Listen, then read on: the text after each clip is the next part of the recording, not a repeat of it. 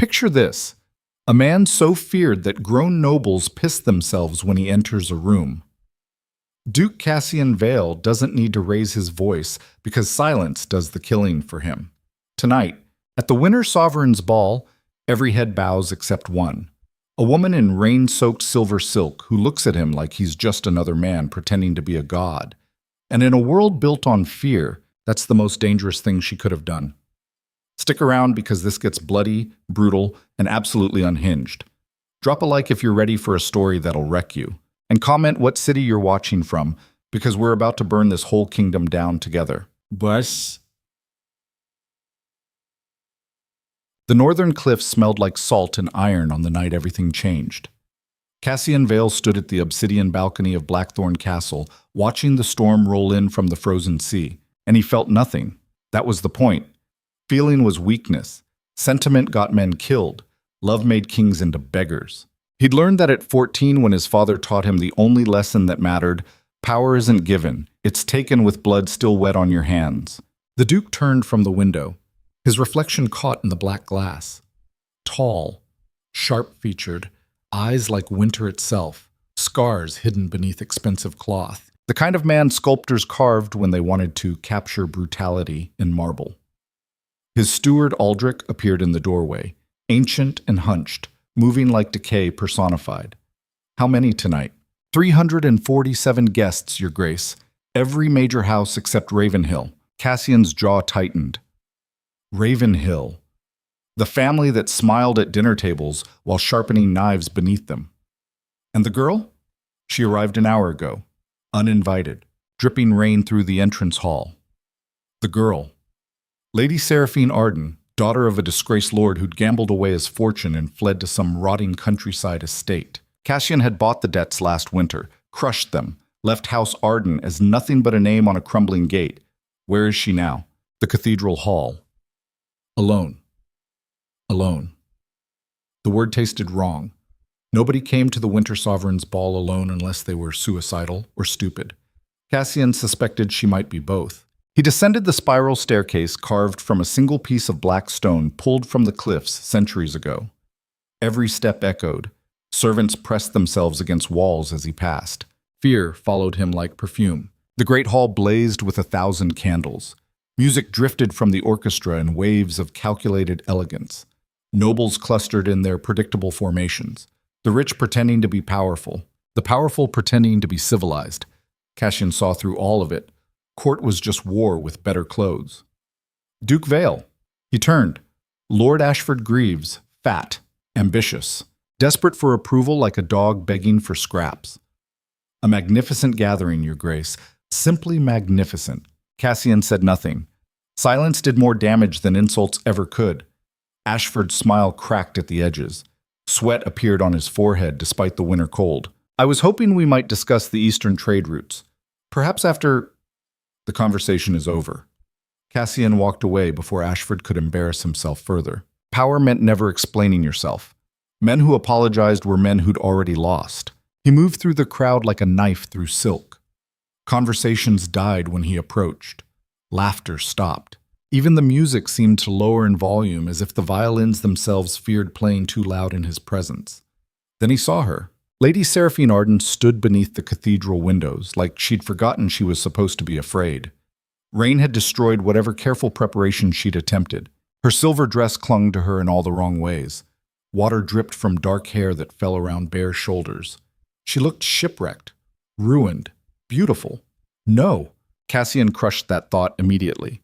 Beauty was another trap, another weakness that made men stupid. He studied her the way a general studies enemy territory. She wasn't looking at the crowd. She was looking at the architecture, tracing the stone arches with her eyes, reading the castle like it was written in a language only she understood. Someone bumped into her. Lord Mortimer Reeve, drunk already, sneering, lost little Arden? This isn't a place for fallen families. Seraphine turned to him slowly. When she spoke, her voice cut through the music. Fallen implies we once stood on the same level as you, Lord Reeve. We didn't. We were always higher. The nearby nobles inhaled sharply. Nobody spoke to Mortimer that way. The man controlled half the southern grain supply. He could starve provinces with a signature. Mortimer's face went purple. You insignificant... Careful. Cassian's voice landed like an axe on wood. The entire hall went silent. Even the orchestra stumbled over their notes before recovering. Mortimer spun around. His anger evaporated the moment he saw who'd spoken. Your Grace, You were merely leaving. It wasn't a suggestion. Mortimer retreated into the crowd like a kicked dog. Cassian waited until he disappeared completely before turning his attention to the woman who'd just humiliated a man powerful enough to destroy families before breakfast. Seraphine met his gaze without flinching. Up close, she was younger than he'd expected. Mid-20s, maybe. Old enough to know better. Young enough to still think courage mattered more than strategy. You defend your enemies now, Duke Vale? Her voice carried an edge he hadn't anticipated. Not fear, not gratitude. Something sharper. Something that felt dangerously close to challenge. I defend order. Your presence here disrupts it. Then perhaps your order is already broken if one uninvited guest can shatter it. The nobles close enough to hear that exchange looked like they'd witnessed someone walk into a lion's den and slap the lion across the face. Cassian felt something unfamiliar twist in his chest. Anger. Yes. But underneath that, interest. No, absolutely not. Your father owes me 17,000 gold sovereigns. Your estate is forfeit. Your family name is Ash. Coming here was a mistake. Then I've made my first one of the evening. Seraphine smiled, but there was no warmth in it. I suspect you've made far more, Your Grace. Starting with believing fear alone could keep you safe. She walked away before he could respond. Just turned and moved through the crowd like she hadn't just committed social suicide. Cassian watched her go. His hands had formed fists without him realizing it. Aldrich materialized at his elbow. Shall I have her removed? No. Your Grace, I said no. Cassian didn't know why he'd said it. Strategy demanded he humiliate her. Make an example. Show the court what happened to families who challenged Blackthorn. But something in her defiance had lodged under his skin like a splinter he couldn't extract. The evening continued around him, but Cassian was no longer present. His body stood in the hall, accepting hollow congratulations and meaningless pleasantries, but his attention tracked Seraphine through the crowd like a hawk watching prey. She didn't behave like someone disgraced. She moved through noble circles, asking sharp questions about land rights and trade embargoes. She corrected Lord Pemberton's facts on southern taxation. She made Lady Whitmore laugh at some observation about architectural excess. She was supposed to be broken, humiliated, desperate. Instead, she looked like the only person in the room who understood exactly where she stood. Midnight arrived with bells that shook the castle walls. Cassian gave the traditional speech about unity and prosperity, lies wrapped in ceremony. The nobles applauded because that's what they were trained to do. When he finished, he found Seraphine on the eastern terrace, alone again, staring at the storm clouds gathering over the frozen sea. You're persistent in your solitude. She didn't turn. And you're persistent in your surveillance. I'm curious. What did you hope to accomplish by coming here? Now she looked at him. Really looked. Like she was searching for something specific beneath the reputation and the title and the calculated brutality. I wanted to see the man who destroyed my family up close. And you're exactly what I expected. Powerful. Ruthless. Completely alone despite being surrounded by hundreds of people who claim to serve you. The observation landed harder than any insult could have. Cassian moved closer. Close enough to smell rain and something floral in her hair. You know nothing about me. I know enough.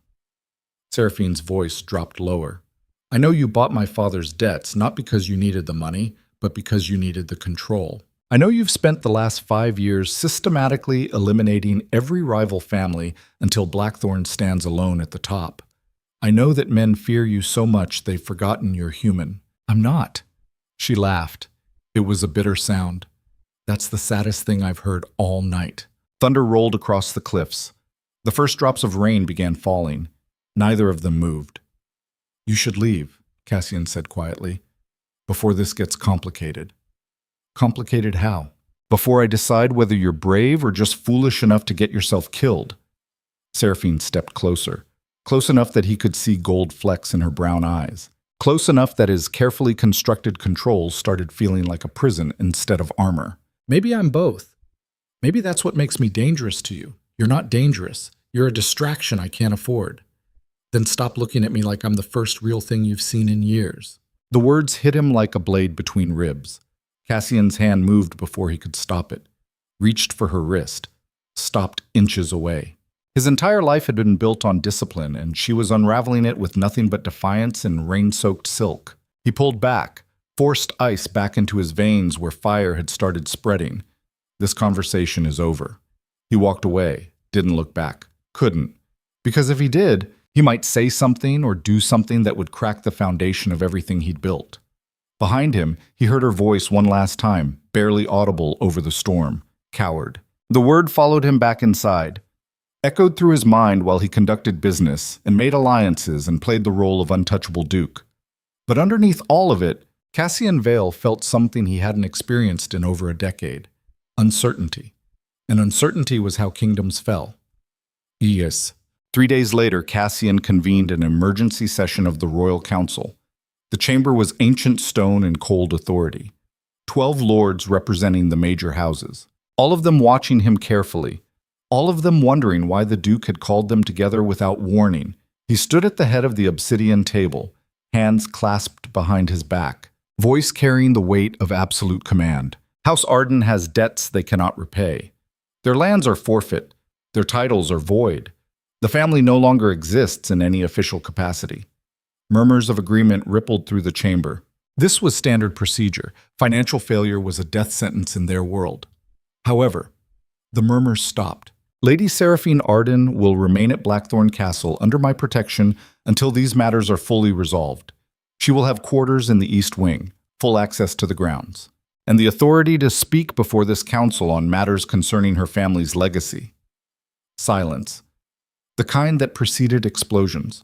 Lord Ashford cleared his throat. Your Grace, with respect, the girl has no standing. Her father's crimes, are being investigated. Until that investigation concludes, she is protected by ducal authority. My authority. Are we clear? The chamber erupted, lords shouting over each other. Protocol being violated, tradition being shattered. Cassian let them rage for exactly 45 seconds before he moved. He drew his signet blade, slammed it into the obsidian table so hard the entire room shook. The sound of steel against stone cut through every argument.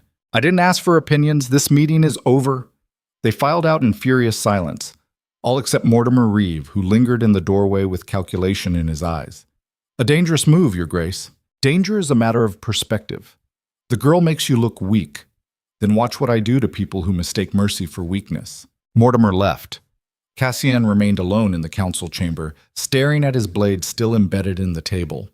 He just made a decision that violated every rule he'd ever enforced, protected someone who had no value to his power, shown preference that could be exploited. Why? The door opened behind him. He knew who it was before turning around. Seraphine stood in the entrance, still wearing defiance like armor, still looking at him like he wasn't a duke, but just a man making incomprehensible choices. I didn't ask for your protection. You don't have a choice. There's always a choice. That's what you people never understand. Cassian pulled his blade from the table, cleaned it slowly. When he spoke, his voice was dangerously quiet. You think you understand power. You don't. Power is knowing when someone needs saving even when they're too stubborn to admit it. I don't need saving. I need answers. Why are you doing this? Because that's not an answer. It's the only one you're getting. He walked toward her, stopped close enough that she had to tilt her head back to maintain eye contact, close enough that he could see her pulse racing beneath pale skin. Listen carefully, Seraphine. You're staying here whether you like it or not. You'll follow the rules. You'll stay away from the political factions. And you'll stop asking questions that make people think I've gone soft. Or what? Or I'll make you regret challenging the one man in this kingdom who can protect you from everything except himself. Her breath caught, just for a moment, then she smiled. That same sharp smile from the ball. There it is. What? The truth. You're not protecting me. You're collecting me. Before he could respond, she was gone, walking away again, leaving him standing in an empty council chamber wondering when exactly he'd lost control of the entire situation. But the next 6 weeks were warfare disguised as hospitality. Seraphine moved through Blackthorn Castle like a storm challenging architecture. She showed up uninvited to council meetings, corrected ministers on land law, rode through the cliffside territories without escort despite explicit instructions to stay within castle grounds. Every action was calculated rebellion. Every rebellion was designed to provoke him. And Cassian, who had crushed revolts and dismantled conspiracies and executed traitors without hesitation, found himself unable to stop her. He told himself it was strategy. Keep her close. Monitor the threat. But late at night, when he stood outside her chambers with rage and something darker burning beneath his ribs, he knew the truth. She'd gotten under his skin. Worse. He'd let her.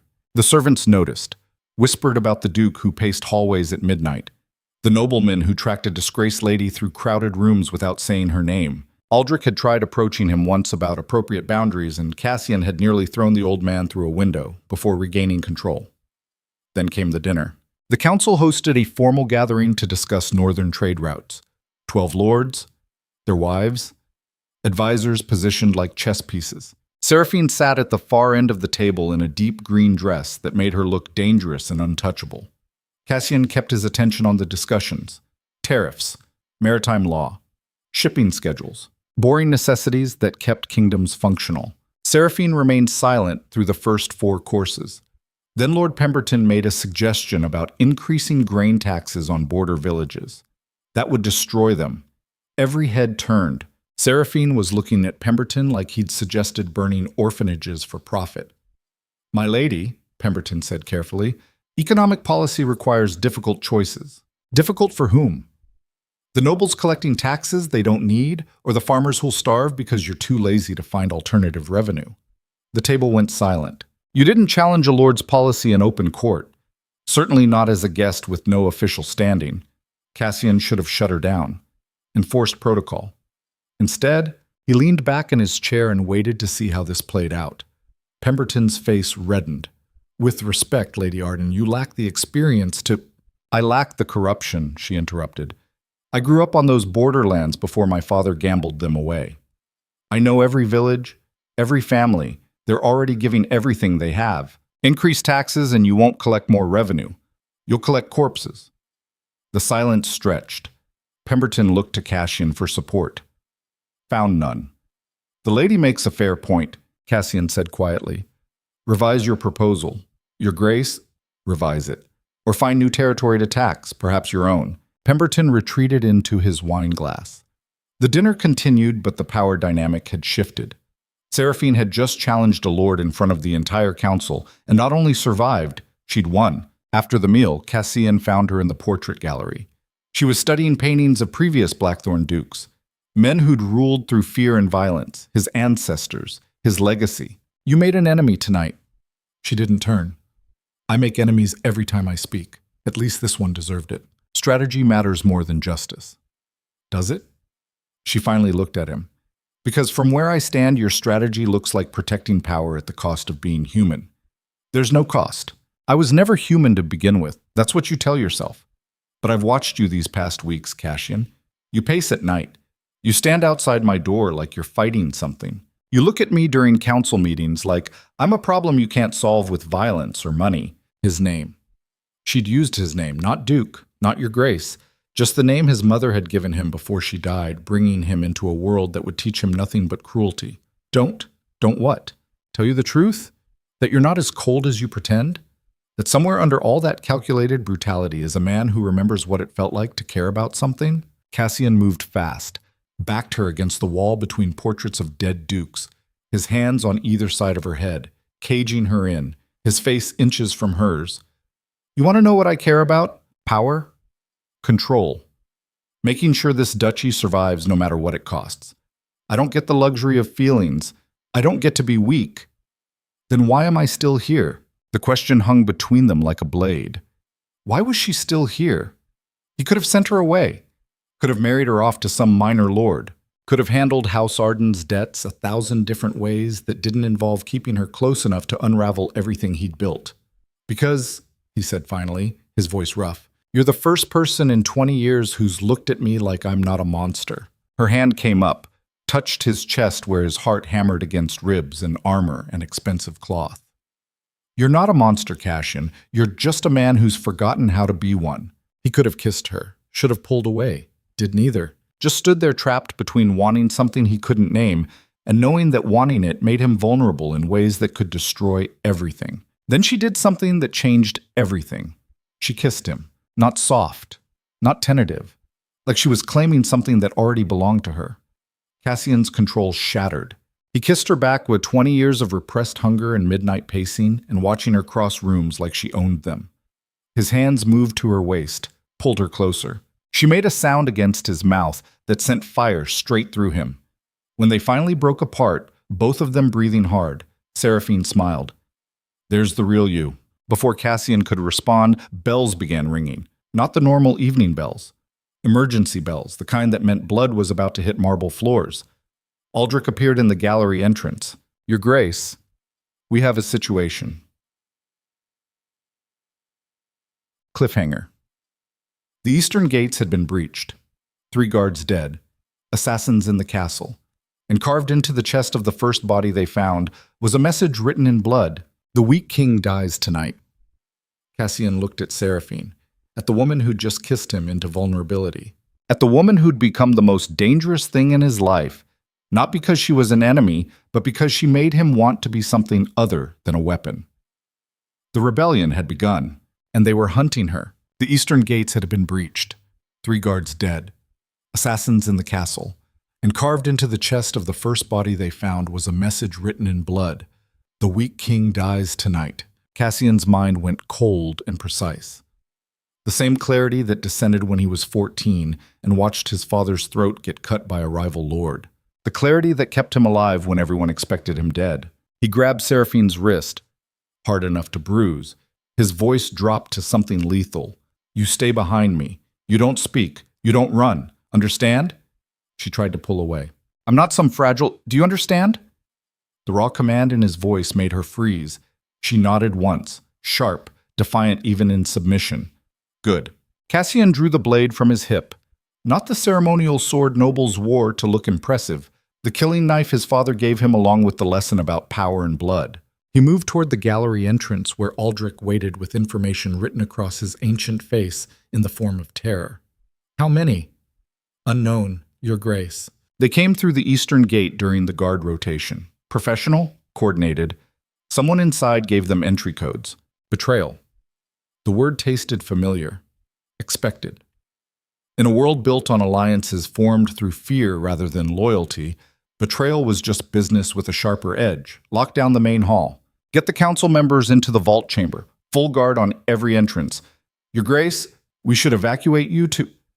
I'm not evacuating from my own castle. Cassian's eyes cut to Seraphine, then back to Aldrich. Take her to the northern tower. Maximum security. No one gets in or out without my direct order. Seraphine's hand caught his arm. You're not putting me in a cage while you... This isn't negotiable. Nothing with you ever is. Her voice carried an edge sharp enough to draw blood. But I didn't survive my father's collapse by hiding behind locked doors. I know this castle better than half your guards. I've spent 6 weeks studying every corridor, every passage, every weak point in your precious fortress, while you were too busy pretending I didn't exist. The truth in that observation hit harder than it should have. She was right. While he'd been maintaining distance and control, she'd been preparing, learning, adapting, survival instinct, the kind you couldn't teach, the kind that kept people alive when strategy failed. Fine. You stay with me. But the second I tell you to run, I won't. Seraphine, I won't run, Cassian. Stop asking me to be something I'm not. The use of his name again. Like she had the right. Like they'd moved past titles into territory he couldn't map or control. He wanted to argue. Wanted to force her into safety even if it meant locking her away, screaming his name in fury. Instead, he made a choice that went against every tactical instinct screaming in his brain. Stay close. If I go down, you find the northern passage behind the throne room. There's a door marked with the blackthorn crest. It leads to underground tunnels that exit 3 miles from here. Horses are stabled at the end point. Ride until you hit the border. I'm not leaving you. You will if I'm dead. Then don't die. The simplicity of it almost made him laugh. Don't die. As if survival was a choice rather than a constant war against everyone who wanted to see you fail. They moved through the castle corridors with Aldrich leading and 4 guards flanking them. Cassian's mind worked through scenarios. Who benefits from his death? Which families would move fastest to claim Blackthorn? What alliances would shatter the moment his throat got cut? Mortimer Reeve. The name surfaced like oil on water. The lord who'd tried humiliating Seraphine at the ball. The man who'd lingered after the council meeting with calculation in his eyes. The nobleman who controlled enough grain supply to make himself essential while building resentment toward anyone more powerful. Your Grace. One of the guards, young, terrified, pointing down a branching corridor where shadows moved wrong, too smooth, too deliberate. Cassian pushed Seraphine behind him and raised his blade.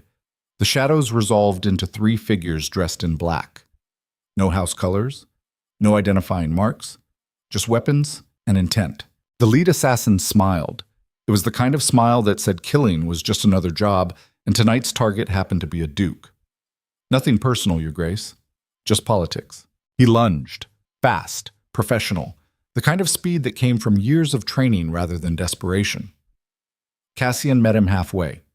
Steel rang against steel in the narrow corridor. Sparks lit up stone walls carved by his ancestors. The duke who everyone feared for his cold brutality moved like violence given human form.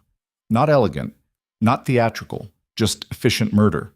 He deflected the first strike, redirected the second, drove his blade under the assassin's ribs with the precision of someone who'd done this before sunrise meetings and after dinner negotiations. The man dropped. Blood spread across marble floors that had been cleaned that morning by servants who probably didn't expect to be scrubbing noble gore by evening. The other 2 assassins hesitated. That moment of uncertainty cost them everything.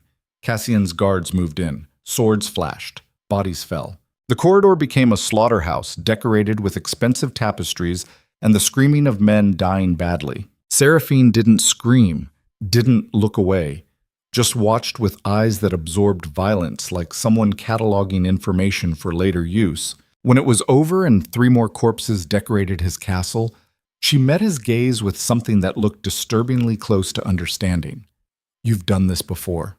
It wasn't a question. Cassian cleaned his blade on a dead man's cloak and didn't answer because the truth was he'd done this hundreds of times. Started when he was 14. Never stopped. Violence was just another language he'd learned to speak fluently. They kept moving, down spiral staircases, through servant passages, past rooms where nobles were probably hiding behind locked doors, praying the bloodshed stayed in other corridors. The throne room doors stood open. Wrong. They should have been sealed. Cassian raised a hand. Everyone stopped. Silence pressed down like water against eardrums. Then they heard it. Voices. Multiple. Coming from inside the chamber where he'd made 1,000 decisions and crushed 100 challenges to his authority. Cassian moved to the doorway. Stayed in shadow. Looked inside. 7 men. All wearing noble clothes under their weapons. All faces he recognized. Lords who'd bent the knee and sworn loyalty and apparently waited for the first moment of vulnerability to drive knives into his back. Lord Mortimer Reeve stood at the center. Of course, the man who'd built a career on smiling while plotting. He was addressing the others like this was a council meeting instead of a coup. When Vale falls tonight, we divide Blackthorn territories according to the agreements.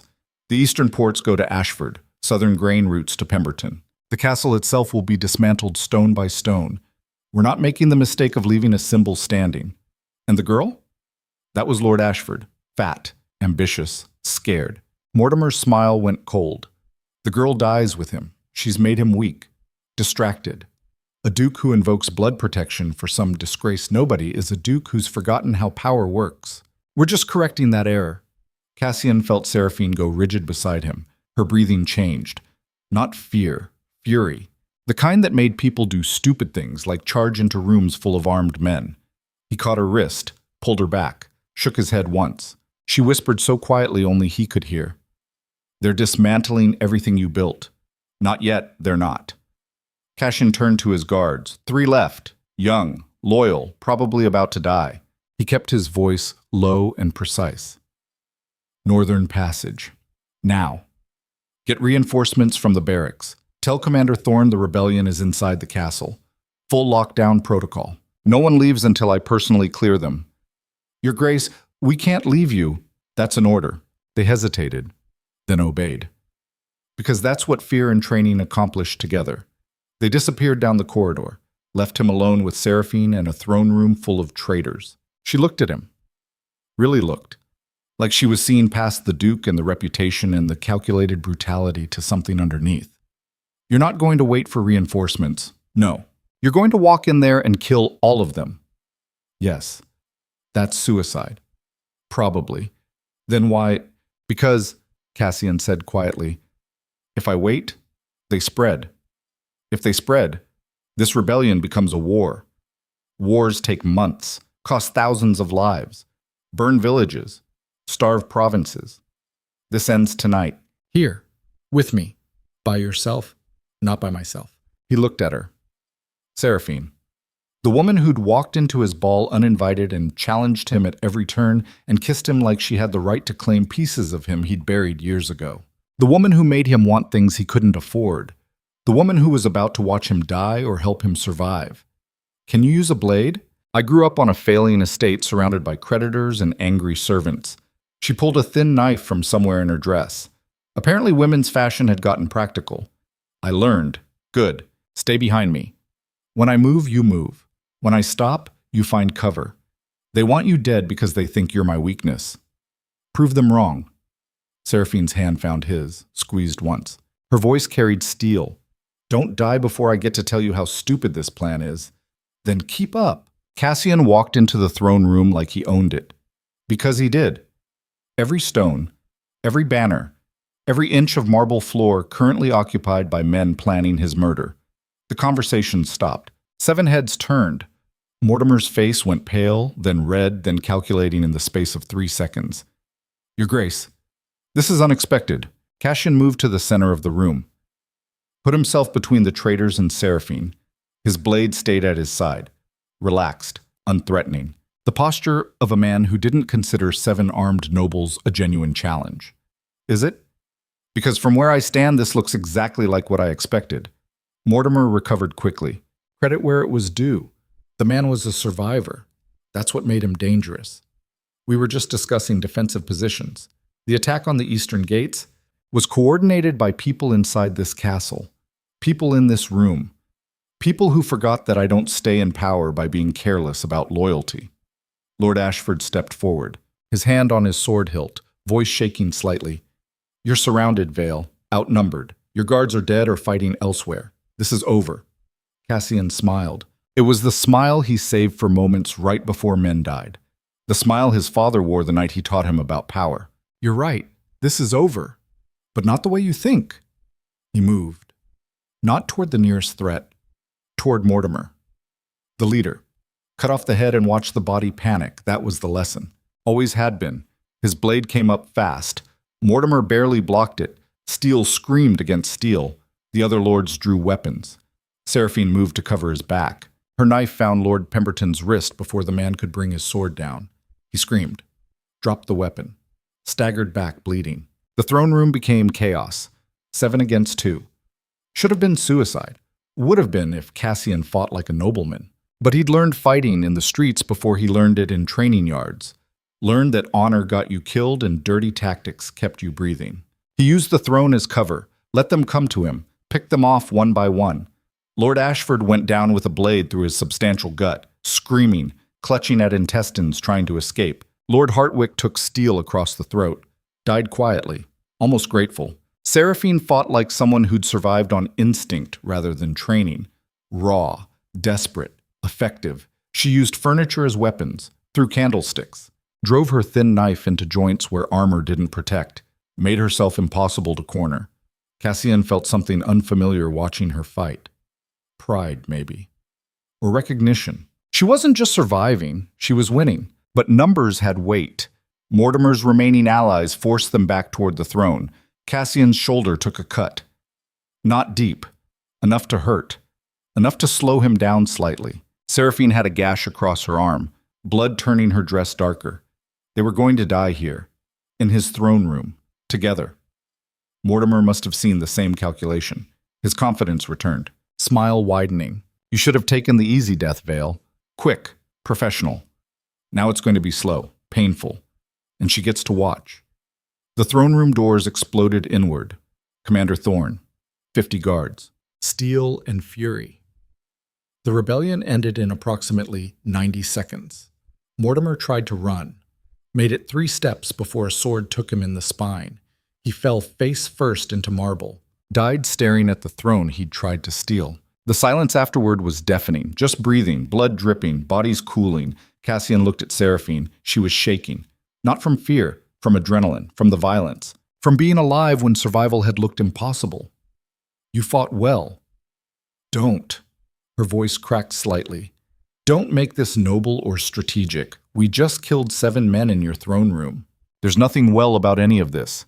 They were going to kill us. I know. That's what makes it worse. She looked at her hands, at the blood, at the knife she still held. I know they deserved it, and I know it was necessary, and I know this is how your world works. But I also know I'm never going to forget the sound they made dying. Good. The word came out harsher than he intended.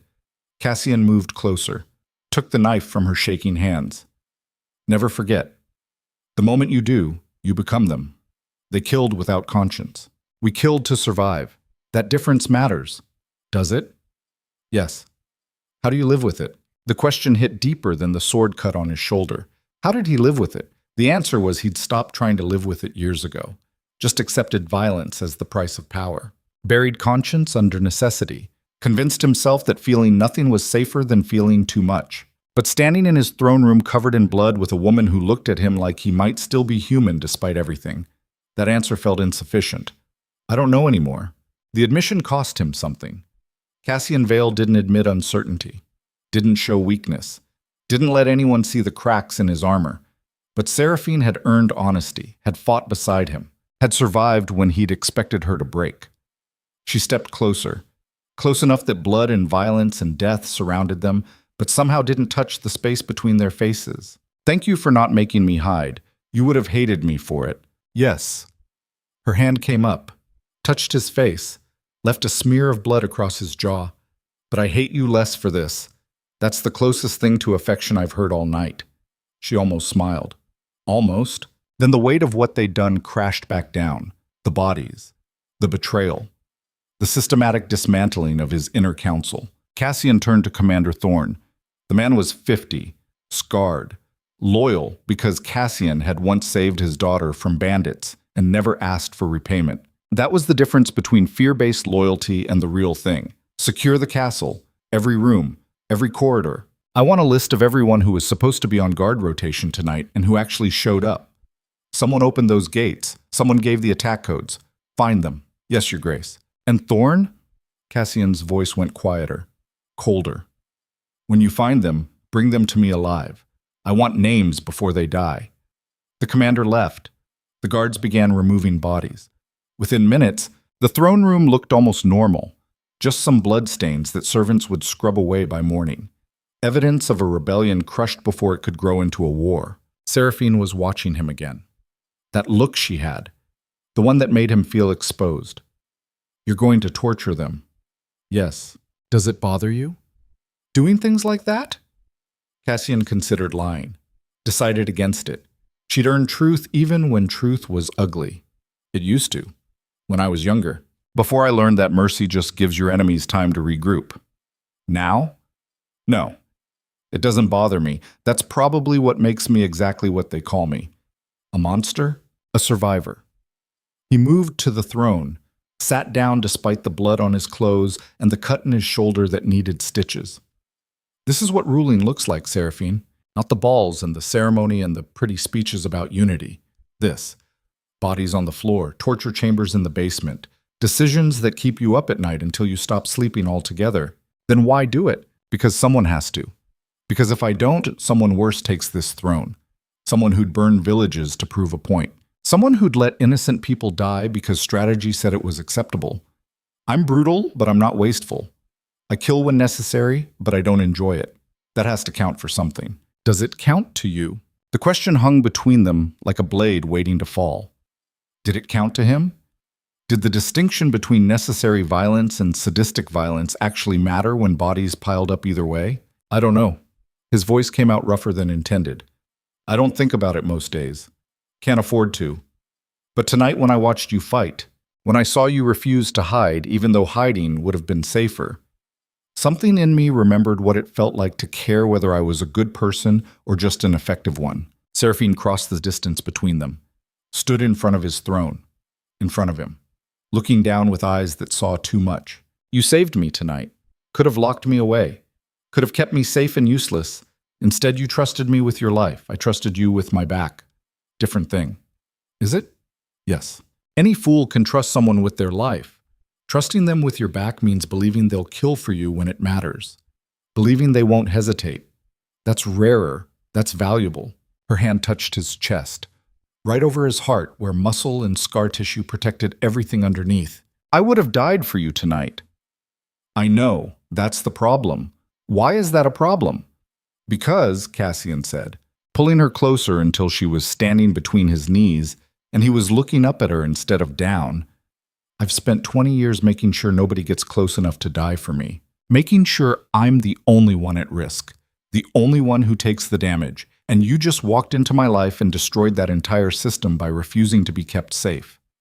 Maybe your system was broken. Maybe. Or maybe you're the thing that breaks me. Then break. She kissed him. Not like in the gallery, not tentative or questioning, like she'd decided something. Like the violence and blood and survival had burned away pretense and left only raw truth underneath. Cassian kissed her back with everything he'd been holding in since the ball, since she looked at him without fear, since she challenged him in council meetings and fought beside him in throne rooms and made him remember what it felt like to want something beyond power. His hands moved to her waist, pulled her fully against him. She made a sound that went straight through him, part need, part surrender, part challenge. When they broke apart, both breathing hard, Cassian saw something in her eyes that terrified him more than any assassination attempt ever could. She wasn't afraid of him anymore. Worse, she trusted him. And trust was the most dangerous weapon anyone could give a man who'd built an empire on making sure nobody got close enough to use it. Seraphine. His voice was rough, wrecked.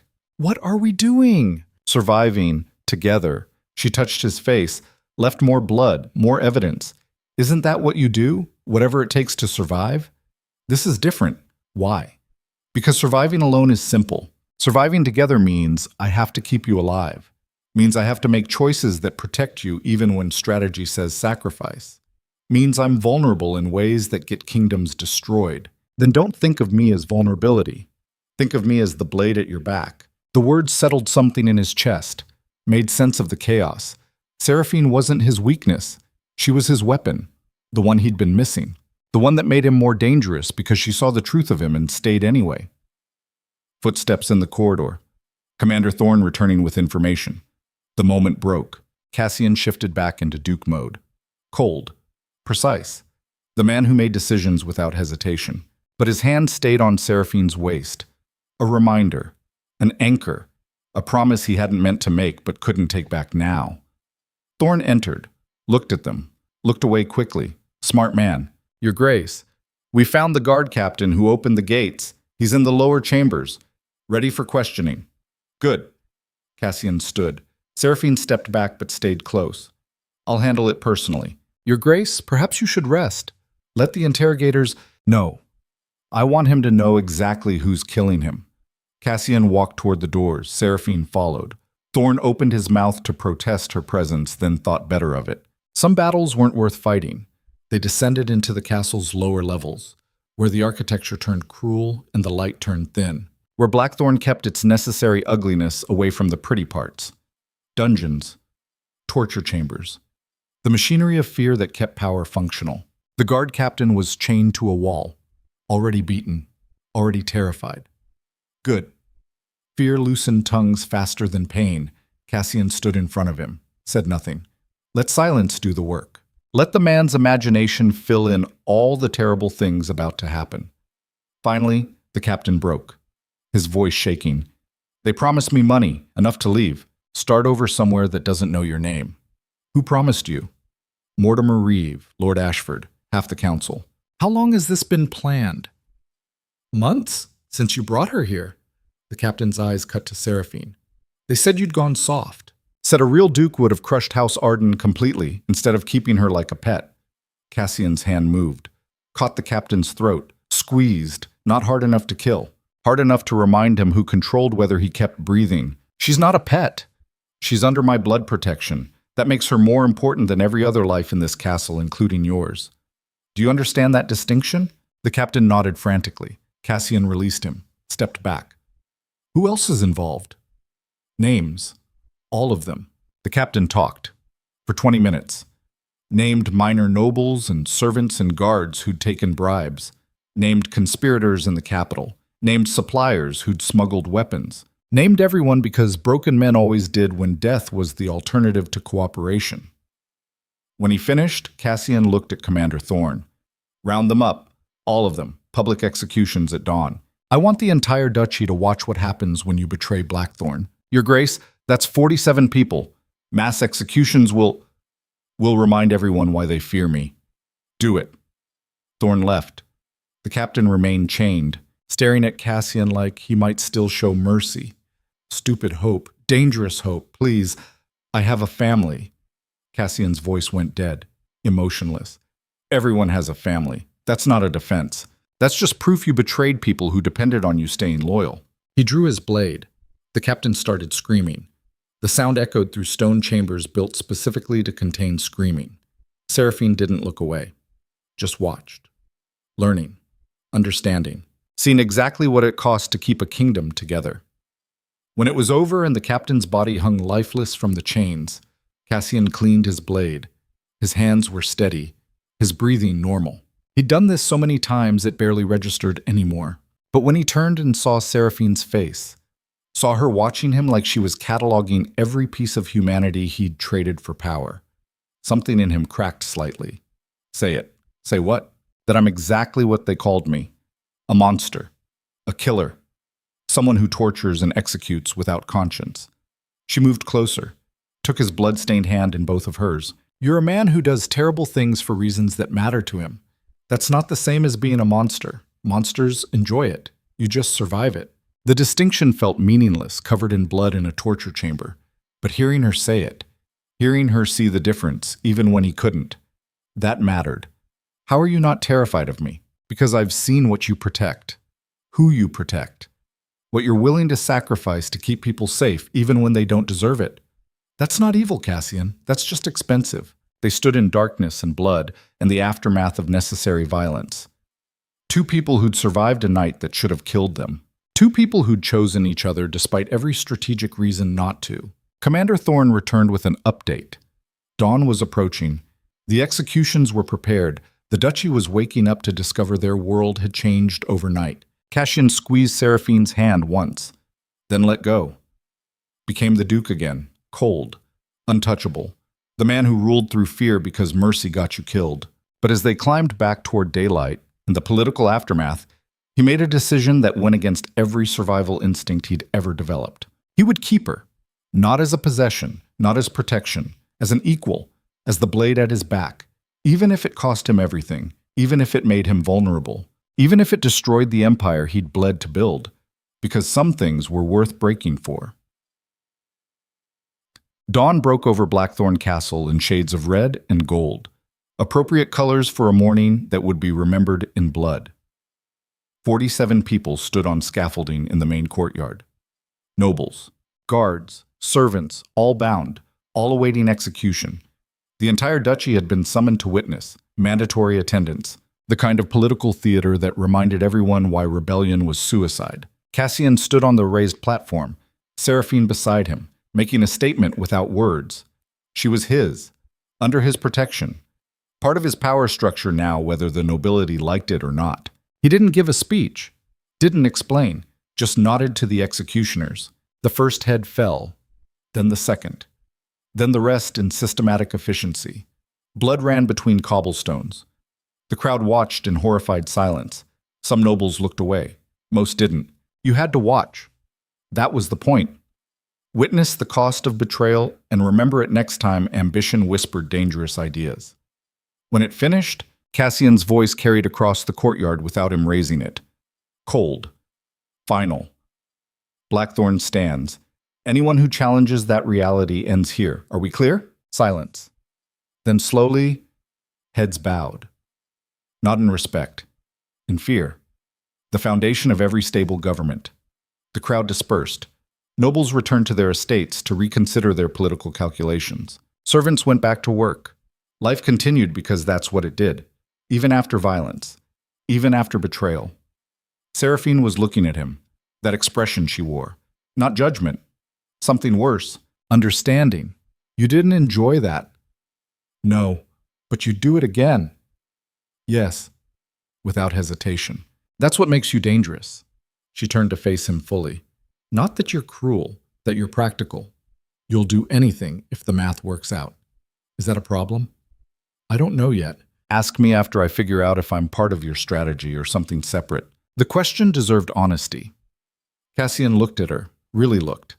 At the woman who'd walked into his life uninvited and dismantled every defense he'd spent years building. The woman who'd fought beside him and kissed him and watched him torture a man without running. You're not strategy. You're the thing that breaks my strategy. You're the variable I can't control or predict or manipulate, and that should terrify me. Instead, it just makes me want you more. Point of no return. Before Seraphine could respond, bells began ringing. Not alarm bells, council bells. Summoning him to the throne room. Urgent. Official. Inside, Commander Thorne stood with a messenger. Both looked shaken.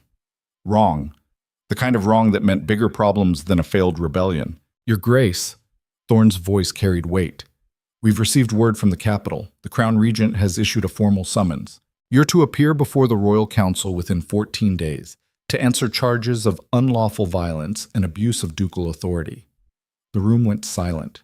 Cassian processed the information with cold precision. The Regent, the man who technically ruled until the young king came of age. The man who'd watched Cassian accumulate power for years with growing resentment. This was the real move. The executions had been public, undeniable, the perfect excuse to strip him of his titles, his lands, his authority, force him to bend the knee or be destroyed by the full weight of the crown. What charges specifically? Mass execution without royal approval, invoking blood protection for a disgraced noble, excessive use of force and suppressing rebellion. The list goes on. Of course it did. Legal language wrapped around political assassination. They couldn't beat him in open warfare. Couldn't match his strategic positioning, so they'd use law as a weapon, force him into a courtroom where his reputation for brutality worked against him. Cassian looked at Seraphine, saw understanding dawn in her eyes. This was about her. About him choosing to protect her instead of sacrificing her to political convenience. The choice he'd made had consequences. And those consequences were about to destroy everything. The Crown Regent had issued a formal summons. Cassian Vale was to appear before the Royal Council within 14 days to answer charges of unlawful violence and abuse of ducal authority. The charges were politics wrapped in legal language. The kind of trap that turned strength into liability and made reputation a weapon pointed at your own throat. Cassian stood in the war room surrounded by maps and strategies and the cold mathematics of survival.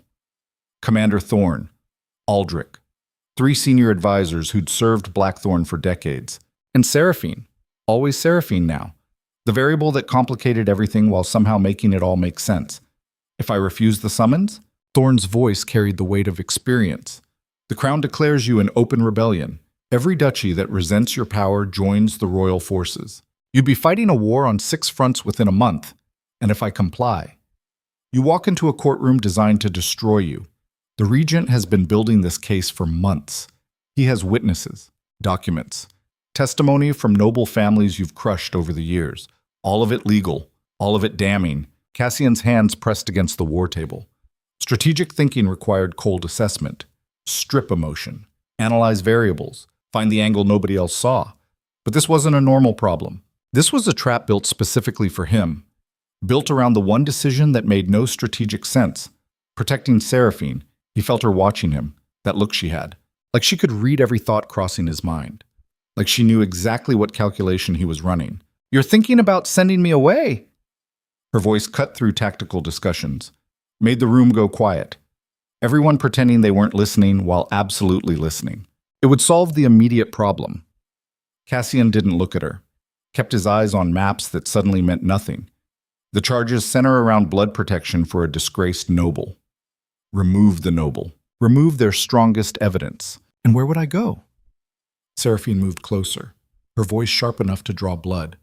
Some distant estate where I rot quietly while you face trial alone? Some arranged marriage to a minor lord who'll use me as leverage against you? You'd be alive. I'd be a weapon pointed at you for the rest of your life. Every enemy you have would know exactly how to hurt you, through me, because you were stupid enough to care. The word landed like a blade between ribs. Care. Such a small word for something so dangerous. Cassian had spent 20 years eliminating anything he cared about, because attachment was vulnerability, and vulnerability got you killed. Then she walked into his world and destroyed that entire system by making him want to protect something beyond his own survival. I won't send you away. Then what's your plan? Cassian finally looked up, met her eyes, saw fear there for the first time since the ball. Not fear of him, fear for him. Worse, somehow. I go to the Capitol, face the charges. Win in a courtroom the same way I win everywhere else. How? Lord Ashford spoke up. Fat. Nervous. One of the few council members who'd survived last night's purge. Your Grace, the Regent has the full weight of royal law behind him. He has documentation of every execution, every forced acquisition, every tactical brutality you've committed. How do you defend against truth? You don't defend against truth? Cassian's voice went cold. Precise. You reframe it. Every execution was lawful under ducal authority. Every acquisition was legal debt collection. Every act of force was necessary to maintain order. I'm not a criminal. I'm the only thing standing between the Northern Territories and complete chaos. And the blood protection? Aldrich's ancient voice carried skepticism. How do you reframe that? I don't. I own it. Blood protection is ancient law, older than the monarchy itself. The Regent can question my judgment, but he can't question my authority to invoke it, unless he strips that authority. Thorn again. Your Grace, the Regent has enough support to challenge your ducal status entirely, force abdication. Install a regent of his choosing to govern Blackthorn territories. The room went silent. That was the real threat. Not execution, not imprisonment, political erasure. Turn him into a commoner, strip everything he'd built, leave him powerless, while his enemies divided Blackthorn like wolves tearing apart a carcass. Seraphine's hand found his arm. He won't let that happen. You don't know that. Yes, I do. She looked at him with absolute certainty. Because you're not fighting for power anymore. You're fighting for something that matters more. And men who fight for something real don't lose to bureaucrats playing political games. The observation cut deeper than she probably intended. Was that true? Had Seraphine shifted his priorities so fundamentally that survival meant something different now? Not just staying alive, but protecting what made survival worth the effort. Dangerous thought. The kind that got kingdoms destroyed, but also possibly the only thought that could save him. We leave for the capital at dawn, Cassian's voice carried command. Full guard detail. Maximum security. I want every route vetted, every inn inspected, every potential ambush point neutralized before we arrive. Your Grace, Thorn hesitated. Perhaps a smaller force would be wiser, less visible, harder to target. No. Cassian shook his head. I'm not sneaking into the capital like a criminal. I'm riding in as Duke of Blackthorn with the full weight of my authority visible. Let them see exactly what they're challenging. The advisors dispersed to make preparations. Aldrich lingered in the doorway, his ancient eyes seeing too much as always. This could be a mistake.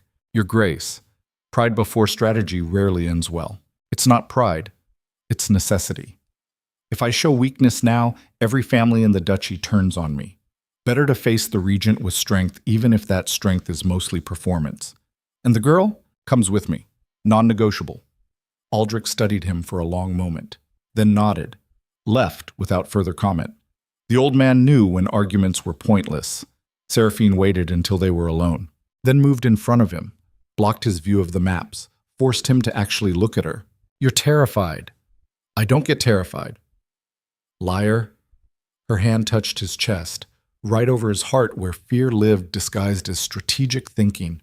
You're terrified because you can't control this, can't manipulate it, can't kill your way through it. For the first time in your life, violence isn't the answer. Cassian caught her wrist, held it. Not hard, just contact, connection, the thing he'd spent years avoiding because it made you weak. If I lose this trial, they'll execute me. Public square. Royal decree. Turn me into an example for every other duke who gets too powerful. I know. And they'll do something worse to you. Marry you off to whoever paid the highest bribe. Use you as leverage for decades. Make you watch while everything I built gets dismantled. I know. So, yes, he pulled her closer. I'm terrified. Not for me. For you.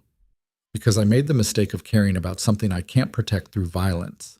And that's a new kind of helpless I'm not equipped to handle. Seraphine kissed him, soft, brief, a promise rather than passion. Then we find a different kind of power, the kind that survives courtrooms. What kind is that? Truth. The kind that makes people choose your side not because they fear you, but because they need you. Cassian almost laughed. Bitter. You're describing something I've never been, never tried to be. Then learn. Because fear only works until someone stops being afraid. You need allies who stay loyal when you're not the most dangerous person in the room. The observation landed with uncomfortable accuracy. His entire power structure was built on fear, on being so brutal that betrayal seemed suicidal, but fear was situational, context-dependent. Take away his authority and suddenly everyone remembered they'd been terrified for years.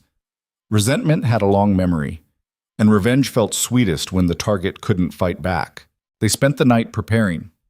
Strategy sessions, legal reviews, collecting documents that proved every action had been justified under ducal law, building a defense that relied on precedent and authority and the cold mathematics of governance. But underneath the preparation, Cassian felt something unfamiliar, doubt. The kind that whispered that maybe this time violence wasn't enough. Maybe this time he'd pushed too far, made too many enemies, accumulated too much resentment. Maybe this time he'd actually lose. Dawn arrived with winter rain, appropriate weather for a journey that felt like riding toward execution. Cassian wore full ceremonial armor, black steel, the blackthorn crest engraved across the chest plate, a visual reminder of what he represented, what he'd built, what they were trying to take. Seraphine rode beside him. She'd chosen a deep blue dress under a heavy cloak, noble enough to pass in the capital, simple enough to avoid accusations of pretension. Her hair pulled back severe, face set in determination. She looked like someone riding to war. Accurate, really. The journey took 4 days. They traveled with 50 guards, stopped at predetermined locations, avoided main roads where ambush was likely. Every night, Cassian reviewed strategy. Every morning, he woke up more certain that this was a trap he couldn't escape through normal means. On the third night, camped in the ruins of an old fortress, Seraphine found him on the battlement staring at nothing. Can't sleep? Sleep is a luxury. Cassian didn't look at her. Can't afford luxuries right now. You're thinking about running. It wasn't a question. She knew him too well already. Knew the part of him that calculated odds and survival rates and whether pride was worth dying for. Yes. Why don't you? Because running proves them right. Proves I'm dangerous, unstable. Exactly the kind of duke who needs to be removed for public safety. And you care what they think? I care about maintaining enough authority to protect what's mine. Seraphine moved beside him, close enough that shoulders touched, her voice quiet but carrying weight. I've been thinking about something you said. That power is knowing when someone needs saving, even when they're too stubborn to admit it. Where are you going with this? Maybe you're the one who needs saving this time, and maybe you're too stubborn to admit it. Cassian turned to face her. She was watching him with that expression, the one that saw past titles and reputation to something underneath, something he'd buried so deep he'd almost forgotten it existed. What are you suggesting? That you stop fighting this alone? That you let people help? That you remember allies exist for reasons beyond fear? I don't have allies. I have subordinates who obey because disobedience is fatal. Then make allies. She touched his face. Gentle. The kind of gentle that felt dangerous. You've spent 20 years accumulating power. Maybe it's time to spend some of that power on building something that lasts beyond fear. Power doesn't work that way. The moment you show weakness, asking for help isn't weakness, it's strategy. Different kind, but still strategy. The word settled uncomfortably, like truth that didn't fit his understanding of how the world worked. But maybe that was the problem. Maybe his understanding had gotten him this far, but couldn't take him further. Maybe surviving required changing the rules he'd lived by. They reached the capital on the 4th day. The city sprawled across river valleys like a scar on geography. population in the hundreds of thousands. Centers of power clustered around the royal palace. Nobility and bureaucracy and calculated ambition packed into streets that smelled like waste and perfume and corruption.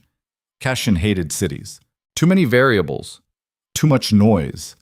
Too many people who thought proximity to the throne made them important. But this was where power lived. This was where survival would be decided. The royal palace loomed ahead, white stone, excessive architecture, the kind of building designed to make visitors feel small. Cassian rode through gates flanked by royal guards, dismounted in courtyards that echoed with the sound of steel on stone. A steward appeared, young, nervous, carrying scrolls like they were weapons. Duke Vale, you're expected in the council chamber. Immediately. No rest? No opportunity to prepare? The regent was very specific about timing, Your Grace. Of course he was. Keep the target off balance, deny preparation time. Force mistakes through exhaustion and confusion. Basic tactical manipulation. Cassian had used the same techniques himself dozens of times. Seraphine touched his arm. I'm going with you. The steward cleared his throat. I'm afraid the lady cannot. She's under my blood protection. That makes her a legal party to these proceedings. She attends, or I don't enter that room. The steward looked panicked, disappeared to consult someone, returned 5 minutes later with reluctant permission. They walked through palace corridors, marble floors, tapestries depicting historical victories, portraits of dead kings, everything designed to remind visitors that the crown was eternal and individual power was temporary. Propaganda, really, but effective. The council chamber doors stood 15 feet tall, oak reinforced with iron, the kind of doors that said whatever happened inside was final. Absolute. Not open to appeal. Cassian pushed them open. The chamber was circular, tiered seating rising toward a domed ceiling painted with scenes of conquest and glory.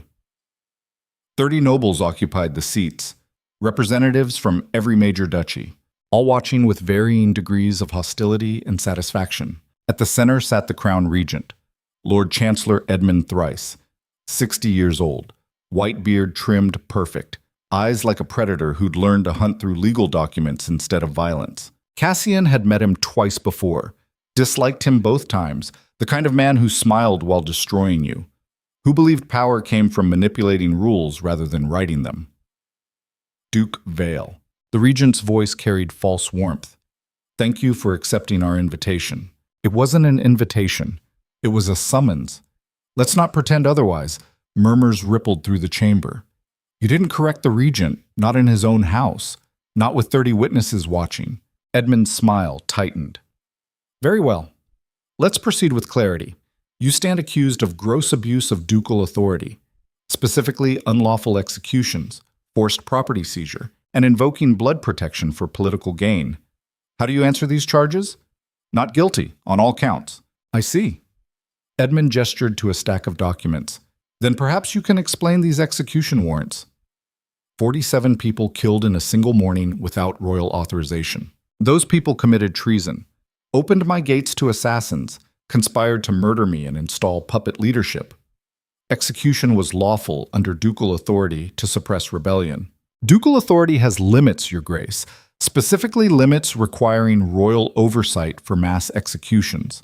Royal oversight that takes weeks to approve, by which time the rebellion spreads and hundreds more die. I acted within legal parameters to minimize casualties, by maximizing brutality, by maximizing efficiency. Cassian's voice went cold. You want to debate governance philosophy or you want to prosecute actual crimes? Because so far you're just criticizing tactics, you lack the courage to employ yourself. The chamber erupted, nobles shouting, the regent calling for order. Seraphine stood beside Cassian perfectly still, radiating calm while chaos swirled. When silence returned, Edmund leaned forward, his smile gone, replaced with something harder. Let's discuss the girl then. Lady Seraphine Arden, daughter of a traitor, member of a disgraced family. You invoked blood protection for her despite having no strategic reason, despite her family owing you substantial debt. Why? Because blood protection is ancient law that doesn't require royal approval or strategic justification. I invoked my right as Duke. End of discussion. Except it's not end of discussion. Edmund stood, walked down to chamber level, circled Cassian like a wolf testing for weakness. Blood protection is designed for vassals, for people of value to the duchy. What value does Lady Arden provide beyond being attractive enough to distract you from governing properly? Careful. Cassian's voice dropped to something lethal. You're questioning my judgment. Not illegal, but politically unwise. I'm questioning whether you're fit to govern when personal desire overrides strategic necessity. When you protect enemies while making new ones daily. When your definition of order looks suspiciously like tyranny wrapped in legal language. The accusation hung there, clear, direct. The thing everyone had been thinking but nobody had dared say to his face. Cassian could have responded with threats, with reminders of his power, with the same brutality that had kept him in control for years. Instead, he did something unexpected. He told the truth. You want to know why I protected her? Because she walked into my castle uninvited and looked at me like I was just a man pretending to be something more. Because she survived in my world not through fear, but through refusing to be afraid. Because in 20 years of ruling through violence, she's the first person who made me remember that power without purpose is just slow suicide. The chamber went silent, nobles exchanging glances, the regent studying him like a puzzle that had suddenly revealed unexpected pieces. Seraphine's hand found his, squeezed once. He'd just admitted vulnerability in front of 30 people who'd use it against him, just confirmed their worst suspicions. But something in Edmund's expression shifted, not softening exactly, but recalculating. You love her. It wasn't a question. Cassian considered denying it, considered all the strategic reasons why love was weakness and weakness was fatal. Decided strategy had gotten him into this trap. Maybe truth could get him out. Yes. The word echoed through the council chamber. Simple, undeniable, the kind of truth that destroyed careful calculations and forced new ones. Edmund returned to his seat, steepled his fingers, thinking. The room waited in breathless silence for whatever came next. Then the regent did something nobody expected. He smiled. Not the false smile from before. Something genuine. Something that looked disturbingly like satisfaction. Thank you for your honesty, Duke Vale. The proceedings are suspended. I'll deliver my judgment tomorrow at noon. That's it? No more questions? No more accusations? You've answered the only question that mattered. The rest is just paperwork. The chamber cleared. Nobles filing out confused. Cassian stood there trying to understand what had just happened. Whether he'd won or lost or done something worse. Seraphine pulled him aside. Into an antechamber, away from witnesses. What was that? Her voice carried suspicion, the same suspicion crawling through his brain. I don't know. Cassian paced, thinking, replaying the interrogation. Something about Edmund's reaction felt wrong. Too easy. Too satisfied. You just confessed everything they accused you of. I know. You gave them exactly what they needed to destroy you. I know. So why do you look like the one who just set a trap? Because Cassian stopped pacing. Met her eyes. The regent wasn't trying to convict me. He was testing me. Testing for what? Whether I'd lie. Whether I'd hide behind strategy and manipulation. Whether I was just another brutal duke or something different. And what did he conclude? We'll find out tomorrow. The rest of the day passed in uncomfortable silence. They were given quarters in the palace. Comfortable. Luxurious. The kind of accommodation that felt like a cage decorated with silk. Cassian spent hours reviewing what had happened. Every word, every expression. Looking for the angle he'd missed. The trap within the trap. Around midnight, Seraphine found him on the balcony overlooking the capital. The city sprawled below. Thousands of lights. Thousands of lives that didn't care about ducal politics or power struggles or whether one man lived or died. You should eat something. Not hungry. You need to rest. Can't. She moved beside him, shoulder against shoulder, watching the city breathe in the darkness. Whatever happens tomorrow. Don't. Cassian cut her off. Don't say goodbye. Don't make speeches about surviving without me. Just don't. I was going to say whatever happens tomorrow. I'm not leaving you. But sure, your version works too. Despite everything, he almost smiled. Almost. Seraphine had a gift for finding humor in situations that had no business being funny. They stood in silence. Two people waiting for judgment that would decide whether empire or exile came next. Noon arrived with bells that shook the palace walls. Cassian dressed in formal clothing. Black. Severe. The uniform of someone who'd accepted that appearance mattered when substance wasn't enough. Seraphine wore the same blue dress from the journey. Simple, defiant, making a statement about refusing to play games she didn't believe in. They returned to the council chamber. Same 30 nobles, same circular architecture, same crown regent sitting at the center like a spider in a very expensive web. Edmund stood when they entered, his expression unreadable. Duke Cassian Vale. Lady Seraphine Arden, I've reviewed the charges, examined the evidence, considered testimony, and reached my judgment. Cassian's hands formed fists at his sides, preparing for whatever came next. Execution, exile, political erasure. The regent's voice carried through the chamber with absolute authority. The charges are dismissed. Silence. Stunned. Complete. What? Cassian's voice came out rougher than intended. The charges are dismissed. Your actions, while brutal, fall within ducal authority. The executions were justified under rebellion suppression laws. The blood protection was legally invoked. You've committed no actual crimes. Then why bring you here? Why conduct this trial? Edmund smiled, that thin, dangerous smile, because the crown needed to know something. Whether you were just another tyrant accumulating power for its own sake, or whether you understood what power is actually for. And your testimony yesterday answered that question. You protect what matters to you, even when protection is strategically disadvantageous, even when it makes you vulnerable. That's not tyranny. That's leadership, the kind this kingdom needs in the northern territories. Cassian felt the ground shift beneath everything he thought he understood. This wasn't a trial. It was an evaluation. The regent hadn't been trying to destroy him. He'd been testing whether Cassian was controllable through traditional means, and he'd concluded the answer was no, which meant something different was happening. Edmund continued. The young king comes of age in 6 months. When he does, he'll need dukes he can trust. Dukes with real power. Dukes who understand that authority, without conscience, is just another word for chaos. You've proven you're that duke. By admitting I love someone? That's your criteria? By admitting anything.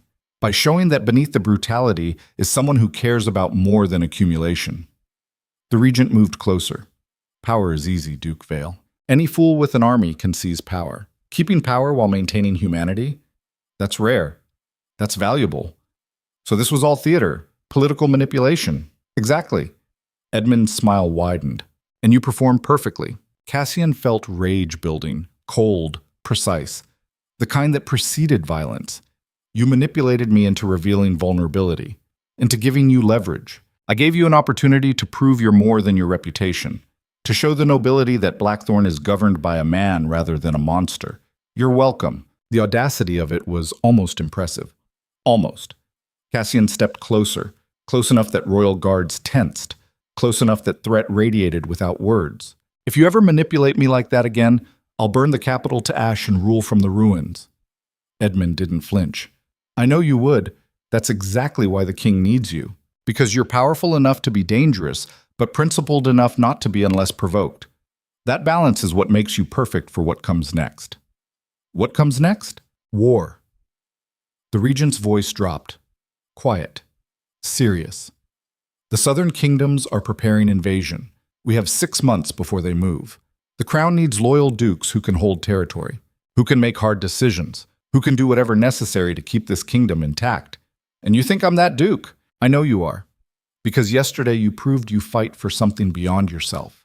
Men who fight only for themselves are predictable, controllable. You're neither. That makes you dangerous. But it also makes you exactly what we need. Cassian processed the information with cold clarity. This wasn't redemption. This was recruitment. The regent had tested him, evaluated him, concluded he was useful enough to keep alive despite being threatening enough to normally eliminate. Politics. Always politics. But underneath the manipulation and calculation, something else emerged. An opportunity. The kind that only came from walking into traps and surviving them. What do you want from me? Loyalty. Edmund's voice carried weight. Not blind obedience, not fear. Actual loyalty. To the kingdom. To the crown. To the idea that power should protect rather than just dominate. And in return, your authority is formally recognized. Expanded, actually. The Eastern Territories, currently governed by incompetent idiots, will be transferred to Blackthorn control. You'll report directly to the king, and nobody questions your methods as long as results justify means. Cassian looked at Seraphine. She was watching the Regent with suspicion and understanding, seeing the same trap he saw. The golden cage. The offer that sounded generous but came with chains attached. Still, chains beat execution, and expanded authority beat political erasure. He turned back to Edmund. Fine. But I have conditions. The Regent's eyebrow raised. You're negotiating? You just said you need me. That gives me leverage, so yes, I'm negotiating. Interesting. Edmund gestured. Proceed. Lady Arden's family debts are forgiven. Completely. Her titles are restored. She's granted formal status as a member of Blackthorn nobility with full rights and protections. Agreed. I select my own advisors. My own counsel. No royal appointments forced on me. Agreed. And if the crown ever tries manipulating me like this again, our arrangement ends. Immediately. Permanently. Edmund considered that, then slowly nodded. Agreed. But understand something, Duke Vale. This alliance benefits both of us. I keep you functional. You keep the Northern Territories secure. We don't have to like each other. We just have to not destroy each other. Cassian extended his hand. Edmund took it. They shook once. Brief. Professional. The way men seal agreements, they'll both spend years testing for weaknesses. The council chamber cleared. Nobles dispersed to spread news about the unexpected outcome. The tyrant Duke, who'd been tested and somehow emerged stronger.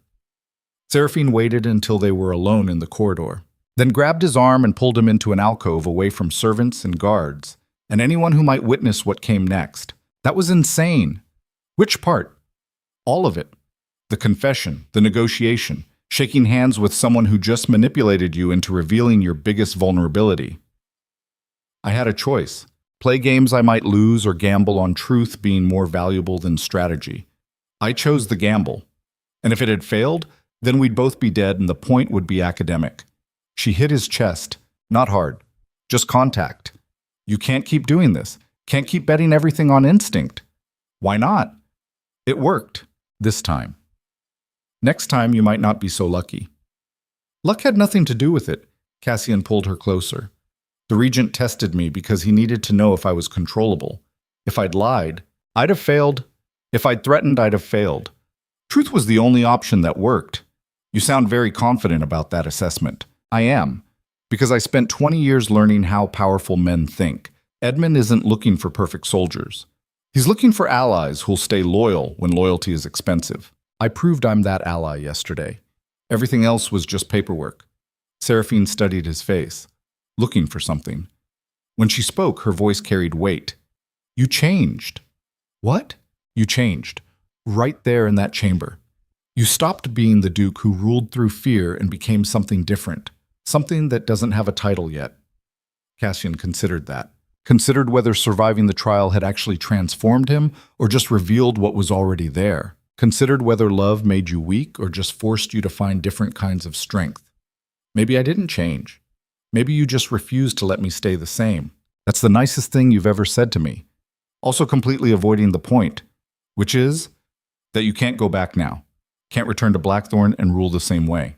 Everyone watched you confess. Everyone heard you admit vulnerability. The fear-based power structure is broken. You need to build something new. The observation landed with uncomfortable accuracy. She was right. By admitting he loved her. By showing humanity instead of calculated brutality. By choosing truth over strategy. He'd fundamentally altered how people saw him, which meant the old methods wouldn't work anymore.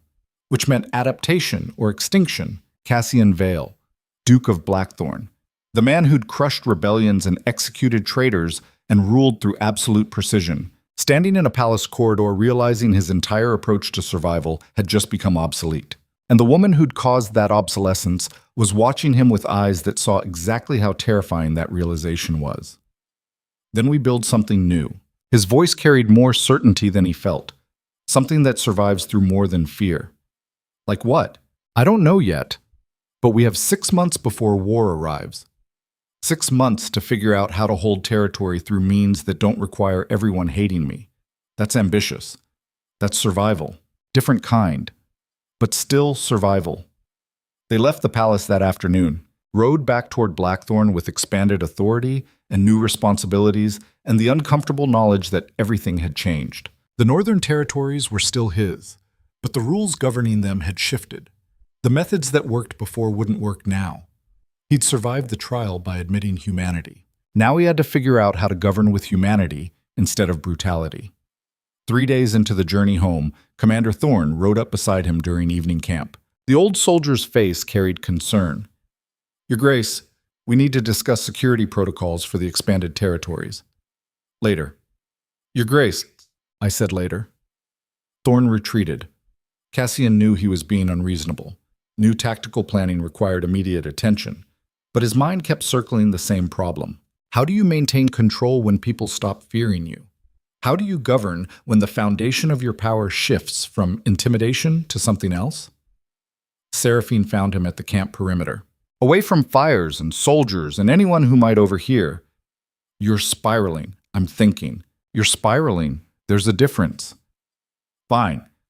I'm spiraling. Happy?" "Not particularly." She moved beside him, looked out at darkness beyond firelight. "You know what your problem is? I'm sure you're about to tell me.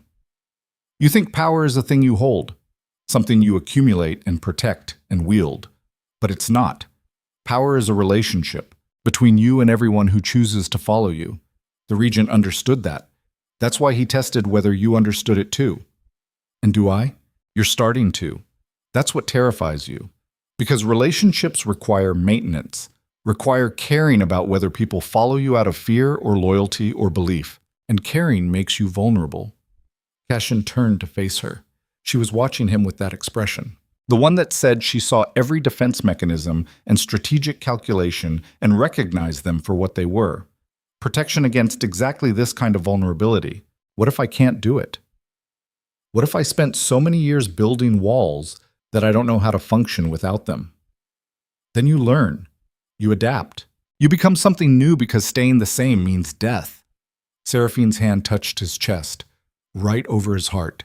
You already changed once, when you chose to protect me instead of sacrificing me, when you admitted love in front of 30 nobles. You can change again. The confidence in her voice should have been reassuring. Instead, it felt like pressure, like expectation he might not be capable of meeting. But he'd survived every impossible situation so far, survived through adaptation, through doing whatever necessary, through refusing to accept failure as an option. This was just another impossible situation, different kind, but still solvable if he was willing to break himself down and rebuild something more functional. They returned to Blackthorn 6 days later. The castle stood against winter cliffs exactly as they'd left it, but something felt different, like the architecture itself recognized that the Duke who left wasn't quite the same Duke who returned.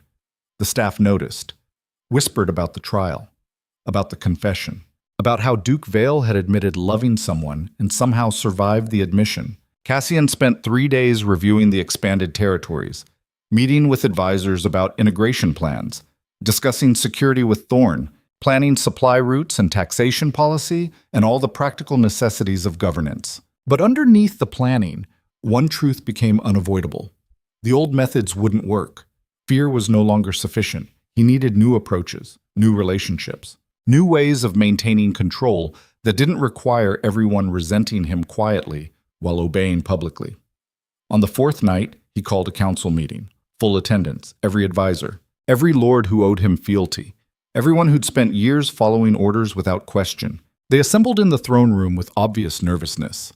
Nobody knew what to expect, whether this was business as usual or the beginning of purges for whatever imagined disloyalty happened during his absence. Cassian stood before them, not on the throne, at ground level, making a statement through positioning before words even started. When he spoke, his voice carried through the chamber without shouting, controlled, precise. The voice of someone who'd made a decision and wouldn't be argued out of it. We're changing how things work here. The old system, fear-based, obedience through intimidation. That's done. Starting now, Blackthorn operates differently. Silent, confused, uncertain. I'm not becoming soft. I'm not abandoning discipline. But I'm acknowledging that ruling through terror alone is inefficient, creates resentment, breeds betrayal. We're building something more sustainable, Something that survives leadership transitions and political changes and whatever crisis comes next. Lord Pemberton raised his hand tentatively. Your Grace, what specifically changes? Transparency. Cashin's eyes swept the room. You'll know why decisions are made, not just that they're made. You'll have input on policy. Not final say, but actual input that gets considered rather than ignored. And when I make mistakes, which I will, there's a process for addressing them that doesn't require rebellion as the only option. The room shifted, lords exchanging glances. This was unprecedented. Dukes didn't admit mistakes, didn't invite input, didn't share power even incrementally. But Cassian had spent 6 days thinking about sustainable governance, about the difference between controlling through fear and leading through something more complex, about what Seraphine said regarding power as relationship rather than possession. This was the experiment, the gamble, the bet that adaptation beat extinction even when adaptation required becoming someone you'd spent years avoiding. Questions? His voice made it clear questions were optional, but answers would be honest either way. Commander Thorne spoke up. Your Grace, this sounds suspiciously like weakness dressed as reform. Our enemies will interpret any softening as opportunity. They'll interpret it however they want regardless. Our job is making sure interpretation doesn't match reality. We're not becoming weak. We're becoming strategic about when and how we use force. Big difference. More silence. Processing. Calculating what this meant for their positions and power and survival. Then slowly, incrementally, heads began nodding. Not enthusiastic agreement, more like cautious acceptance that maybe this wasn't suicide disguised as philosophy. Cassian dismissed the council, watched them file out, discussing, debating, beginning the process of adapting to a system that ran on different fuel than the one they'd known for years. Seraphine appeared in the doorway after everyone left. She'd been listening. Of course. Always watching, always evaluating. That was brave. That was necessary. Bravery implies choice.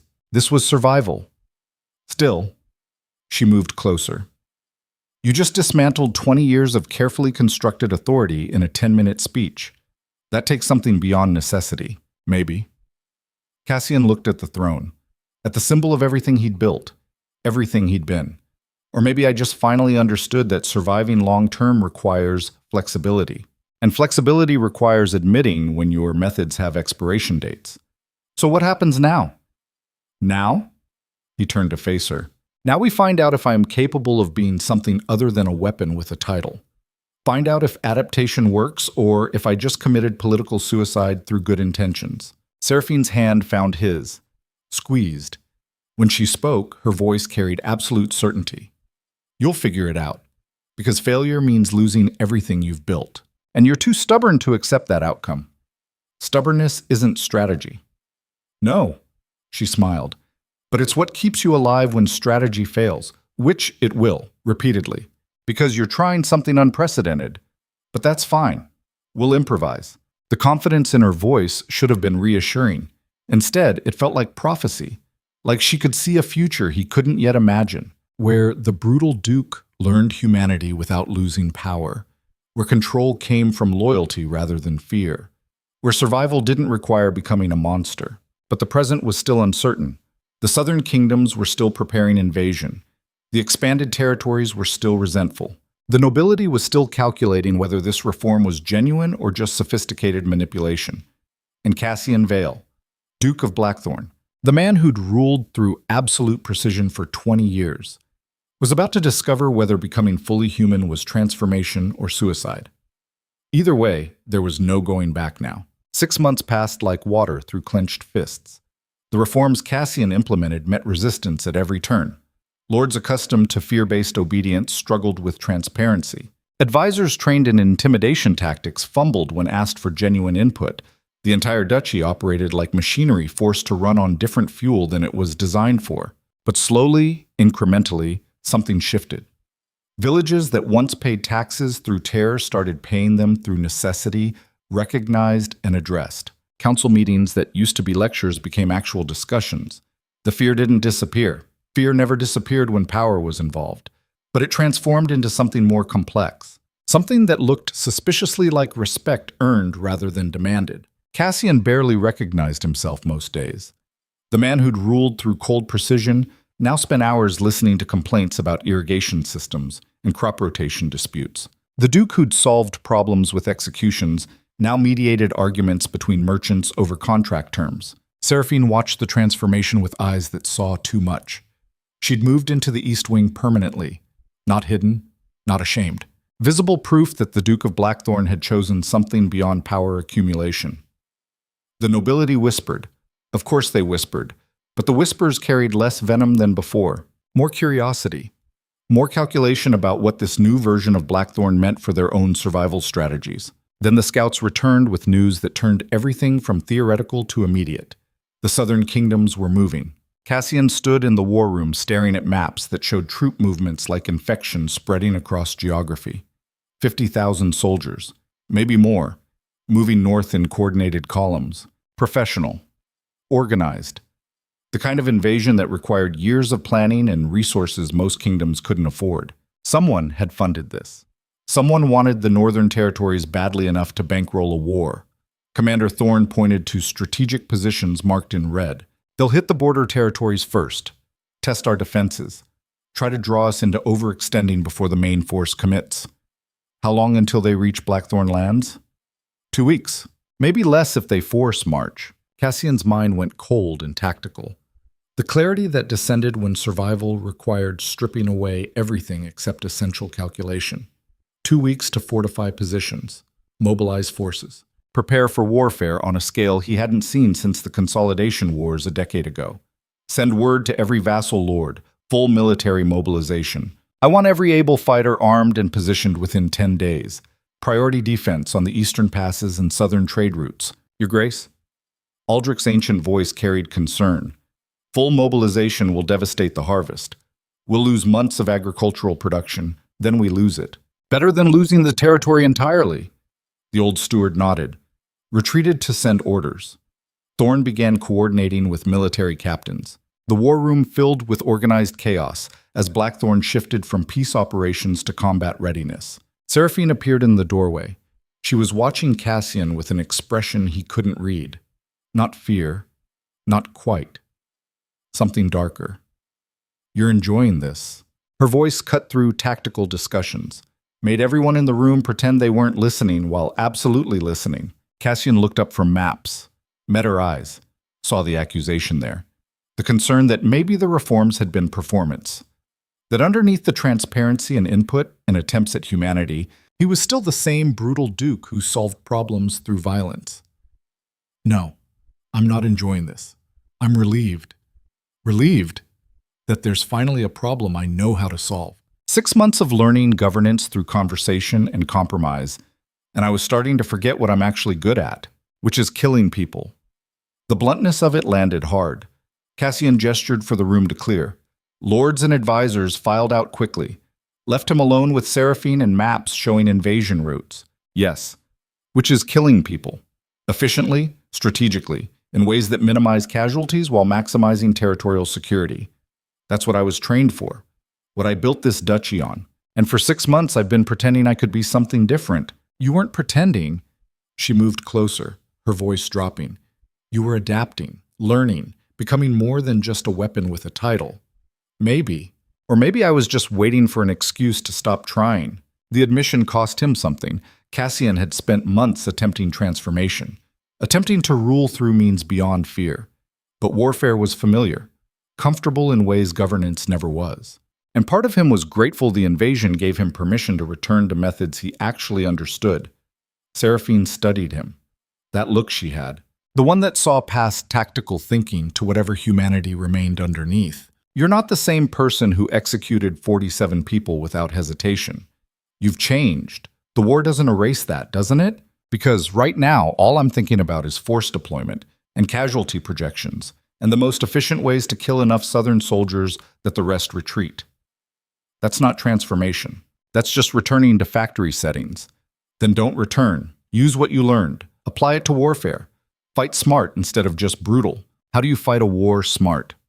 By remembering wars are fought by people. People who have reasons for fighting. People who might choose not to if given better options. Cassian almost laughed, bitter. You think I can negotiate with an invasion force? I think you can try, before defaulting to maximum violence. The suggestion should have been ridiculous. You didn't negotiate with armies trying to conquer your territory. You destroyed them, made examples, ensured nobody else got similar ideas. But something in Seraphine's voice made him pause. Consider whether the automatic response was actually the optimal one, whether 6 months of attempting different approaches might have value beyond just peacetime governance. Fine. We try negotiation first. If it fails, we proceed with standard defensive protocols, which means I turn the southern border into a graveyard, and anyone who survives carries stories that make conquest seem like a bad investment. There's the Duke I know. Her voice carried something between relief and resignation, like she'd been worried the reforms had neutered him completely. Like seeing the old brutality surface was proof he could still protect what mattered when protection required violence. Cassian spent the next week in constant motion, inspecting fortifications, meeting with military commanders, reviewing supply lines and communication protocols and evacuation procedures for border villages. The machinery of warfare required endless details, and he'd always excelled at details. But underneath the planning, one truth crystallized. This invasion wasn't random. Someone had coordinated it, funded it, aimed it specifically at Blackthorn territories when they were vulnerable during reform transitions. Someone inside the kingdom wanted him destroyed. The realization hit during a late-night strategy session. Cassian was reviewing intelligence reports when the pattern became obvious. The invasion timing, the specific territories targeted, the professional coordination that required insider knowledge about Blackthorn defensive positions. He called an emergency council meeting. Midnight. Full attendance mandatory.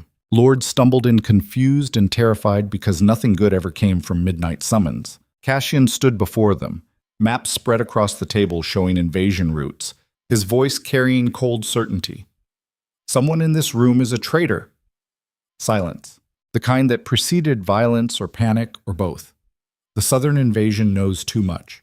Troop positions, supply depot locations, weak points in our fortifications.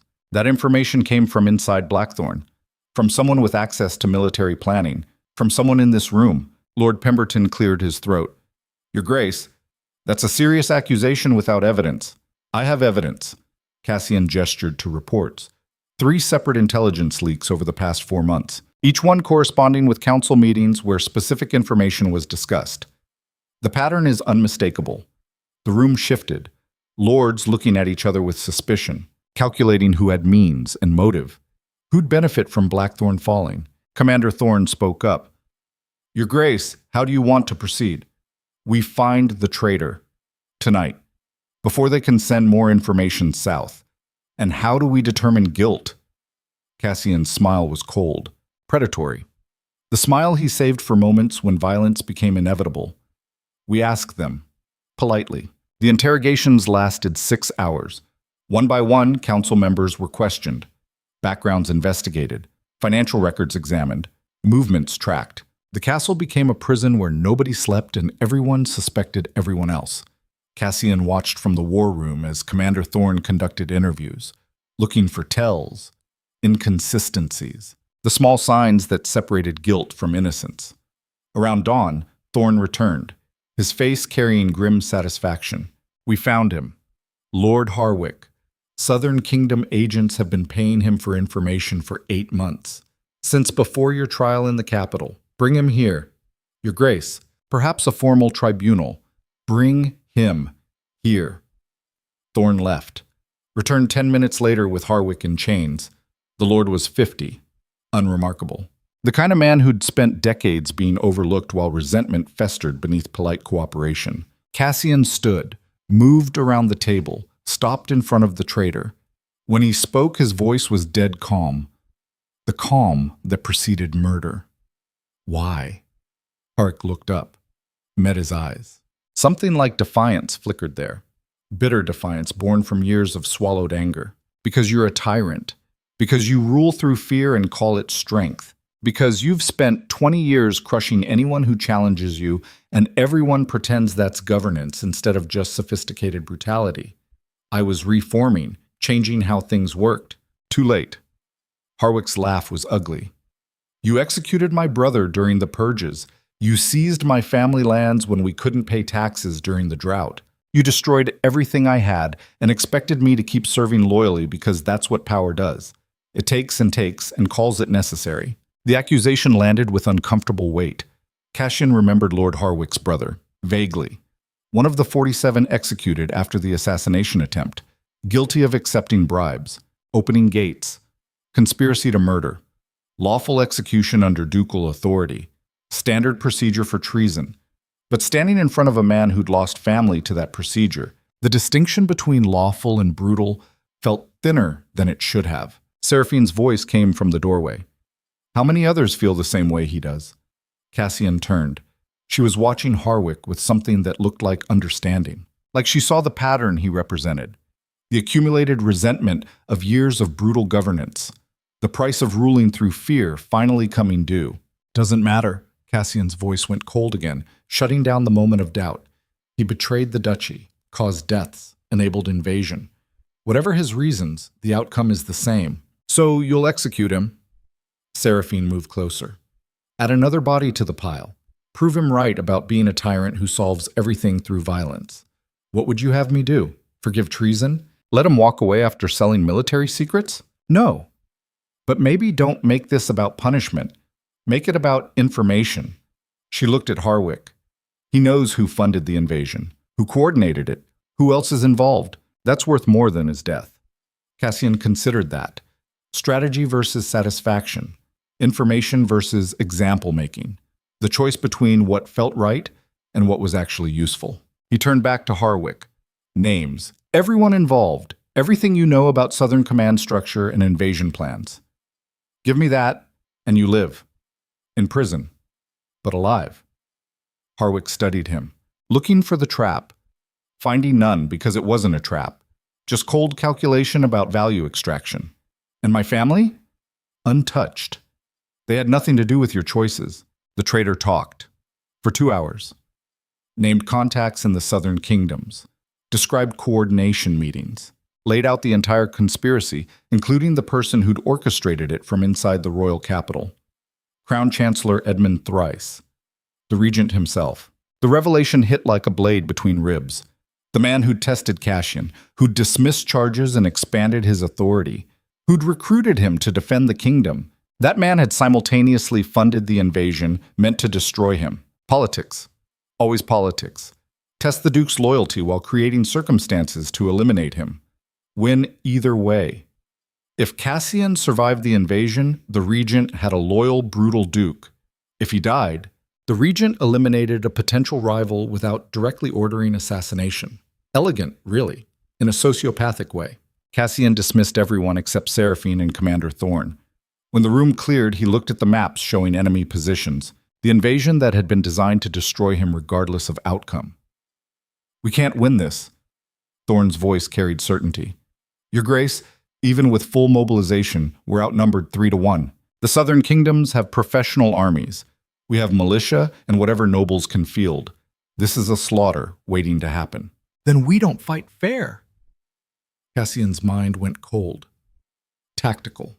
The clarity that descended when survival required discarding honor. We use terrain, hit supply lines, make them bleed for every mile. Turn this into a war of attrition they can't afford. That's a defensive strategy. Seraphine's voice carried concern. You'll lose territory, lives, everything you've built. If I fight offensive, I lose faster. At least defensive gives us time to adapt. Time for what? Time to find leverage. The Regent funded this invasion, which means there's a paper trail. Financial records, communication logs, proof that can expose him if we survive long enough to find it. And if we don't survive, then the point is academic, and whoever rules after me deals with the consequences. Cassian began issuing orders. Evacuate border villages. Fortify defensive positions. Prepare scorched earth protocols for territories that couldn't be held. The duchy shifted into survival mode, not fighting to win, fighting to not lose completely. The southern armies hit the border 3 days later. Professional, coordinated, exactly as devastating as intelligence suggested. The first defensive line collapsed within hours. The second held for a day before breaking. Refugees flooded north carrying stories of systematic destruction. Cassian commanded from Blackthorn Castle, coordinating defensive positions, redirecting forces, making brutal calculations about which territories to defend and which to sacrifice. Every decision felt like cutting off pieces of himself to keep the core alive. Seraphine worked beside him, managing refugee coordination, organizing supply distribution, handling logistics that kept the defensive effort functional. She moved through chaos with calm efficiency, proving herself essential in ways that had nothing to do with being protected. On the 5th day of fighting, Commander Thorne returned from the front lines. His armor was damaged, blood on his face, exhaustion in every movement. We can't hold the eastern passes. They're bringing up siege equipment, professional engineers. They'll break through within 48 hours. Then we collapse the passes. Cassian pointed to maps. Controlled demolition. Bury the roots under enough rock that it takes them weeks to clear. Your Grace, those passes are our main trade routes. Destroying them means economic devastation, and losing them means actual devastation. Do it. Thorne left to coordinate. Aldrich appeared with casualty reports, numbers that made Cassian's stomach turn. Hundreds dead, thousands displaced, infrastructure destroyed. The duchy was bleeding, and he was the one making decisions about which arteries to sever. This is what leadership looks like when everything goes wrong. Not speeches and ceremony and careful reform, just brutal triage. Choosing between bad options and worse ones. Watching people die because your decisions weren't good enough, or fast enough, or clever enough. Seraphine found him on the battlements at midnight. He was staring at fires visible in the distance, villages burning, territory lost, everything he'd built turning to ash. We're losing. Yes, you're not fighting back. I'm fighting smart. There's a difference. Is there? She moved beside him. Because from here it looks like you're just managing retreat. Because I am. Cassian's voice came out rougher than intended. We're outnumbered, outfunded, fighting an invasion coordinated by someone with unlimited resources and insider knowledge. Winning isn't an option. Surviving is barely an option. So yes, I'm managing retreat, making them pay for every inch while preserving enough force to maybe hold the core territories. That's not the Duke I know. The Duke I know doesn't accept losing. The Duke you know is learning that sometimes losing slowly is the only form of winning available. The admission tasted like failure. Cassian had spent 20 years refusing to accept defeat, refusing to compromise, refusing to acknowledge that some problems didn't have solutions, just choices about which version of bad you could tolerate. But warfare at this scale wasn't about individual brilliance. It was about resources and numbers and cold mathematics that didn't care about determination or strategy or any of the factors that usually made difference. Seraphine's hand touched his arm. Then we need to change the game. How? By finding the proof, the evidence that the Regent funded this. If we expose him, the invasion loses legitimacy. The Southern Kingdoms lose their sponsor. Everything collapses. That's assuming the proof exists, assuming we can find it, assuming anyone cares about proof when armies are already committed. Those are big assumptions, but they're better than just bleeding out slowly. Cassian considered that. Considered whether desperate gambits were actually strategy or just different forms of suicide. Considered whether 6 months of attempting transformation had left him too cautious when recklessness might be the only option remaining. Fine. We find the proof. How? The archives. Seraphine's voice carried certainty. The royal archives in the capital. If the Regent funded this invasion, there's documentation, financial transfers, communication logs, something that connects him to Southern agents. Those archives are locked, guarded. Inside the palace, we're technically allied with. Then we break in. The simplicity of it was almost beautiful. Almost. Breaking into the royal palace during wartime to steal evidence against the crown regent. The kind of plan that was either brilliant or suicidal depending on execution. If we get caught, we die. I know, but we're dying anyway. At least this way we die trying something instead of just accepting defeat. Cassian looked at her, really looked, at the woman who'd walked into his life uninvited and spent 6 months pushing him toward transformation. The woman who now stood on battlements during wartime suggesting they commit treason to save themselves. When did you become more reckless than me? When I realized the alternative was watching you manage retreat until nothing remained worth managing. The truth in that observation cut deep. Cassian had spent 5 days making careful defensive decisions, preserving forces, managing casualties, all the right tactical choices. But tactics without strategy was just slow death with better documentation. Maybe recklessness was the strategy. Maybe survival required gambling everything on desperate moves that looked insane until they worked. We'd need to leave the duchy, travel to the capital, break into the most secure building in the kingdom, find specific documents among thousands, and escape alive. Yes, that's suicide, probably. Seraphine smiled, that sharp smile. But it's interesting suicide, better than boring death through proper military procedure. Despite everything, Cassian almost laughed. 6 months ago, he would have dismissed this as fantasy. Now? Now it felt like the only option that wasn't just different speeds of losing. Fine. We leave tonight. Small force. Fast travel. In and out before anyone realizes we're gone. I'm going with you. No. Yes. Her voice carried steel. You need someone who knows the palace layout, who can talk their way past guards, who won't hesitate when things get violent because things always get violent around you. Seraphine, I'm going. Non-negotiable. We do this together or not at all. The certainty in her voice made argument pointless. Cassian had learned over 6 months that when Seraphine decided something, force wasn't effective, only persuasion worked. And he didn't have time for persuasion. He turned to Commander Thorne, who'd appeared in the doorway. Somehow the man always knew when important decisions were being made. Your Grace, surely you're not seriously considering... I am. Hold the defensive lines.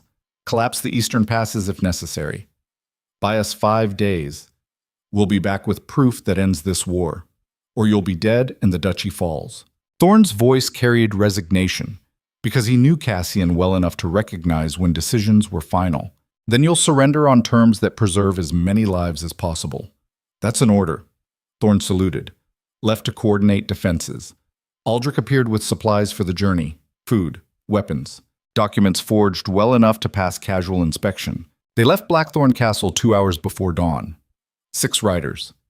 Commander Elite Guard, moving fast through territories that were technically under invasion, but actually mostly just confused. War created chaos, and chaos created opportunities for people willing to exploit gaps in attention. The journey took 3 days, pushing horses hard, sleeping in shifts, avoiding main roads where southern patrols operated. Cassian felt the weight of every hour. Every hour they spent traveling was another hour the duchy bled. But speed without direction was just motion.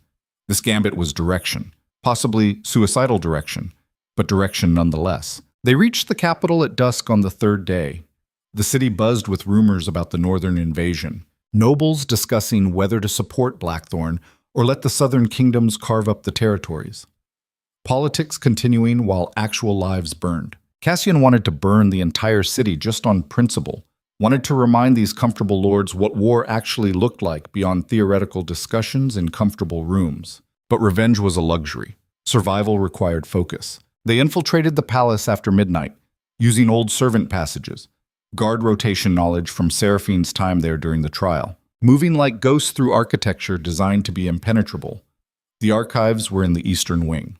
3 floors of documents, legal records, financial transfers, communication logs, everything the crown used to maintain administrative control over the kingdom. Somewhere in these thousands of documents was proof that the regent had funded invasion against his own territories. They had maybe 2 hours before discovery, maybe less. Cassian and Seraphine split up, taking different sections, searching frantically through filing systems that made sense only to bureaucrats who'd spent careers managing information flow. Around hour 1, Seraphine found something, a ledger showing massive financial transfers to southern merchant houses, dates corresponding with invasion planning, amounts that made no sense except as military funding.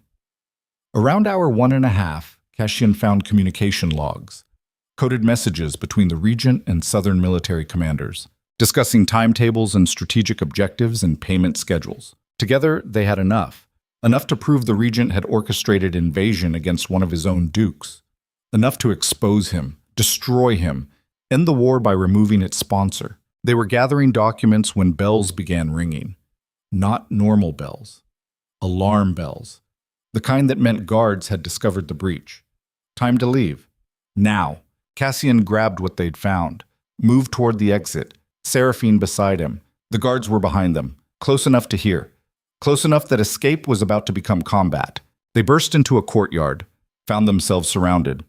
20 royal guards, swords drawn, blocking every exit, and standing at the center was Crown Chancellor Edmund Thrice, the regent himself, smiling that thin, dangerous smile. Duke Vale, how predictable. I expected you 3 days ago, actually. You're slower than I calculated.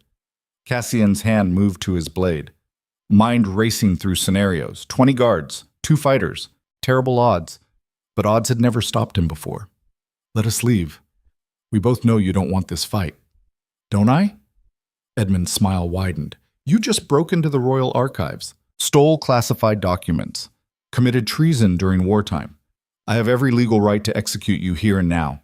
Those documents prove you funded the invasion, prove you orchestrated war against your own duchy. Prove it to whom? The regent gestured at the empty courtyard. There's nobody here, nobody who will testify. Just your word against mine. And your word is worth significantly less at the moment. Seraphine stepped forward, her voice carrying across the courtyard. The word of a disgraced duke, maybe. But documented proof? Financial records in your own handwriting? That carries weight regardless of who presents it. Bold of you to assume those documents leave this courtyard. Bold of you to assume we came alone. The lie landed perfectly. Edmund's eyes narrowed, calculating, trying to determine if it was bluff or truth. Whether killing them here was clean elimination or the beginning of larger exposure. In that moment of hesitation, Cassian made his choice. The kind of choice that defined whether you survived impossible situations or died making them worse. He threw the documents, not toward guards, toward the palace walls, toward open windows where servants might be watching, toward witnesses who couldn't be controlled or silenced or erased. Papers scattered, caught wind, flew across the courtyard like evidence given wings.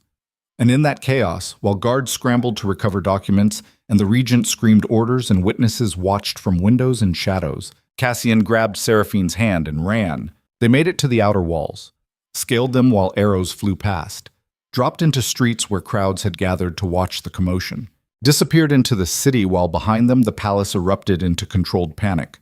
They reached their horses, mounted, rode hard toward Blackthorn while dawn broke over the capital in shades of red and gold. Behind them, evidence scattered. Guards collected what they could, but enough remained. Enough witnesses had seen. Enough documents had been photographed by memory and minds that would testify later. The regent's conspiracy was exposed. Not completely, not perfectly, but enough. Enough to raise questions. Enough to make the southern kingdoms reconsider their sponsor. Enough to buy time. They rode for 2 days straight, pushing horses to breaking, racing against time and armies, and the possibility that exposure alone wouldn't stop momentum already committed. Blackthorn Castle appeared on the horizon like salvation, like home, like the thing worth dying for. Commander Thorn met them at the gates, his face carrying news that was either victory or different forms of defeat. Your Grace, the southern armies are withdrawing, partial retreat. They're demanding negotiations. Cassian dismounted, every muscle screaming, exhaustion threatening collapse, but his voice stayed steady. Then we negotiate, on our terms. The war room filled within the hour, lords, advisors, military commanders. Everyone who'd spent a week managing desperate defense suddenly facing the possibility of survival. Cassian stood at the head of the table, Seraphine beside him. The documents they'd stolen spread across maps. Physical proof that changed everything. The southern kingdoms are withdrawing because their funding dried up. The regent is exposed, under investigation, probably dead within a month once the full scope of his treason becomes public, which means the invasion lost its sponsor and its legitimacy simultaneously. So we won? Lord Pemberton's voice carried disbelief. We survived. Cassian's voice was flat, exhausted. There's a difference. We lost territory. Lives, infrastructure. Blackthorn will take years to recover. That's not winning. That's just not losing completely. What happens now? Now we negotiate terms, reclaim what we can, fortify what remains. And remember this lesson. Which lesson? Seraphine asked quietly. That power without vigilance is just waiting to be destroyed. That allies are only as loyal as their incentives. That survival requires constant adaptation because threats evolve faster than defenses.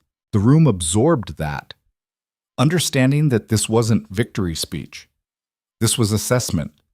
Cold analysis of how close they'd come to complete destruction. Cassian dismissed everyone except Seraphine.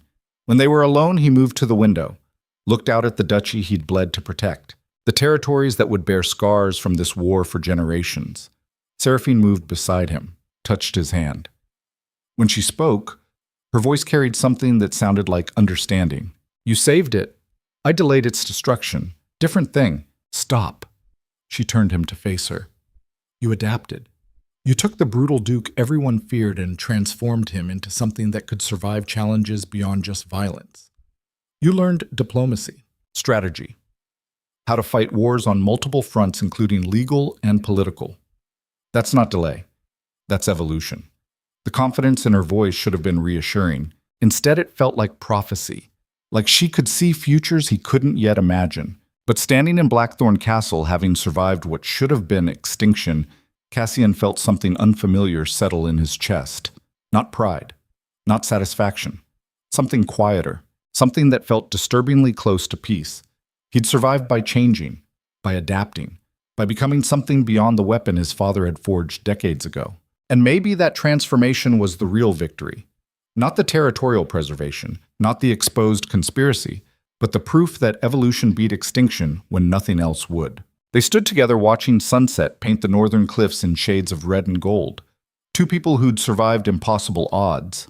Two people who'd chosen each other despite every strategic reason not to. The duchy would recover, the scars would heal, life would continue, because that's what it did even after devastation. And Cassian Vale, Duke of Blackthorn, would continue adapting, continue evolving. Continue learning that survival meant constant transformation rather than rigid adherence to what worked before. Because in a world that changed daily, only the adaptable survived.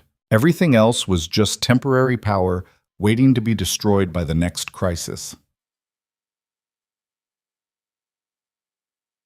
Cliffhanger.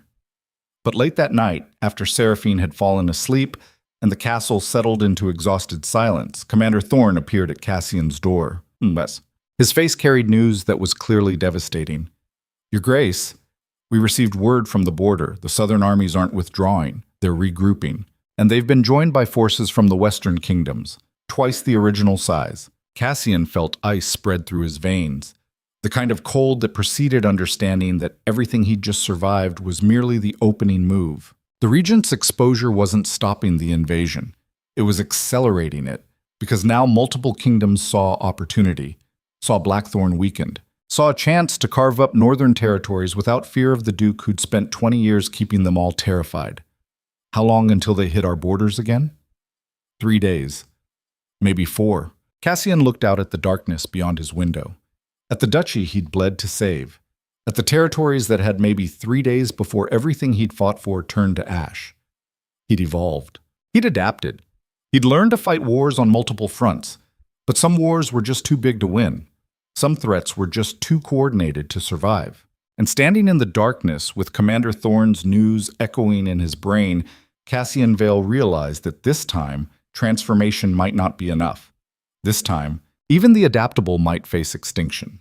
The southern armies weren't withdrawing. They were regrouping, joined by western forces, twice the original size. 3 days until they hit Blackthorn borders again. Maybe 4. Cassian stood in the war room staring at maps that had become obituaries, territory he couldn't defend, people he couldn't save. A duchy bleeding out while he watched helpless. Commander Thorne waited for orders. Aldrich hovered in the doorway. Both men looking at their duke like he might produce miracles because that's what he'd always done before. Found angles, exploited weaknesses, turned impossible situations into victories through sheer brutal competence. But this wasn't a situation that rewarded competence. This was mathematics, cold, final, the kind that didn't care about determination or strategy or any of the factors that usually made difference. 50,000 soldiers incoming, maybe more. Professional armies with siege equipment and supply lines and coordination that required years of planning. Against Blackthorn's depleted forces, exhausted defenders, territory already devastated by weeks of warfare. The math didn't work. Simple as that. Cassian's hands pressed against the war table. Every instinct screamed to fight, to find the angle nobody else saw. To refuse defeat because accepting it meant everything he'd built turned to ash. But instinct wasn't strategy. And strategy required acknowledging when winning wasn't possible. When survival meant something different than military victory. Evacuate the duchy. The words landed like stones in water, silence rippling outward. Thorn and Aldrich exchanging glances, trying to determine if their duke had finally broken under pressure. Your Grace? Cassian's voice stayed flat, controlled. The control that came from accepting terrible truths. We can't win this fight. Can't even slow it meaningfully, so we don't fight. We evacuate. Every civilian, every non-essential person. North into Allied territories. Let the Southern armies take empty land. That's surrender. Thorn's voice carried something between horror and relief. Your Grace, that's admitting defeat. That's choosing survival over pride. There's a difference. The duchy is buildings and territory. Those can be rebuilt. People can't. We evacuate everyone we can, preserve forces, regroup somewhere defensible, and come back when odds aren't suicide. Aldrich moved closer, his ancient voice carrying weight. Your Grace, evacuating the entire duchy will take weeks. We have days. Then we prioritize. Start with border villages. Work inward. Move as many as possible before the armies arrive. Everyone else gets instructions for hiding or fleeing independently. And Blackthorn Castle? We burn it. The statement hung there. Absolute. Final. Thorn looked like he'd been struck. Even Aldrich's perpetual composure cracked slightly. Cassian continued before they could argue. We burn it before they take it. Deny them the symbol. Deny them the supplies. Deny them everything except empty stone. Make conquest meaningless. Make them question whether this war is worth continuing when there's nothing left to claim. Your Grace, this castle has stood for 400 years. It's the heart of Blackthorn legacy. Destroying it preserves that legacy by refusing to let enemies defile it. Better ash than occupation. The logic was brutal, sound, the kind of decision that prioritized long-term survival over short-term sentiment. But standing in the war room talking about burning his ancestral home, Cassian felt something crack inside him. The last piece of the brutal duke who'd ruled through absolute control. Breaking, transforming. Becoming something that understood loss was sometimes the only form of victory available. Thorn saluted, left to coordinate evacuation. Aldrich lingered, studying Cassian with eyes that had watched 3 generations of Blackthorn dukes. This is the right choice. Doesn't feel right. It rarely does. The old steward moved toward the door, paused. Your father would be proud. Not because you're winning, because you're choosing people over power. That's evolution he never managed. The observation landed harder than it should have. Cassian's father, the man who taught him that power was everything. That sentiment was weakness.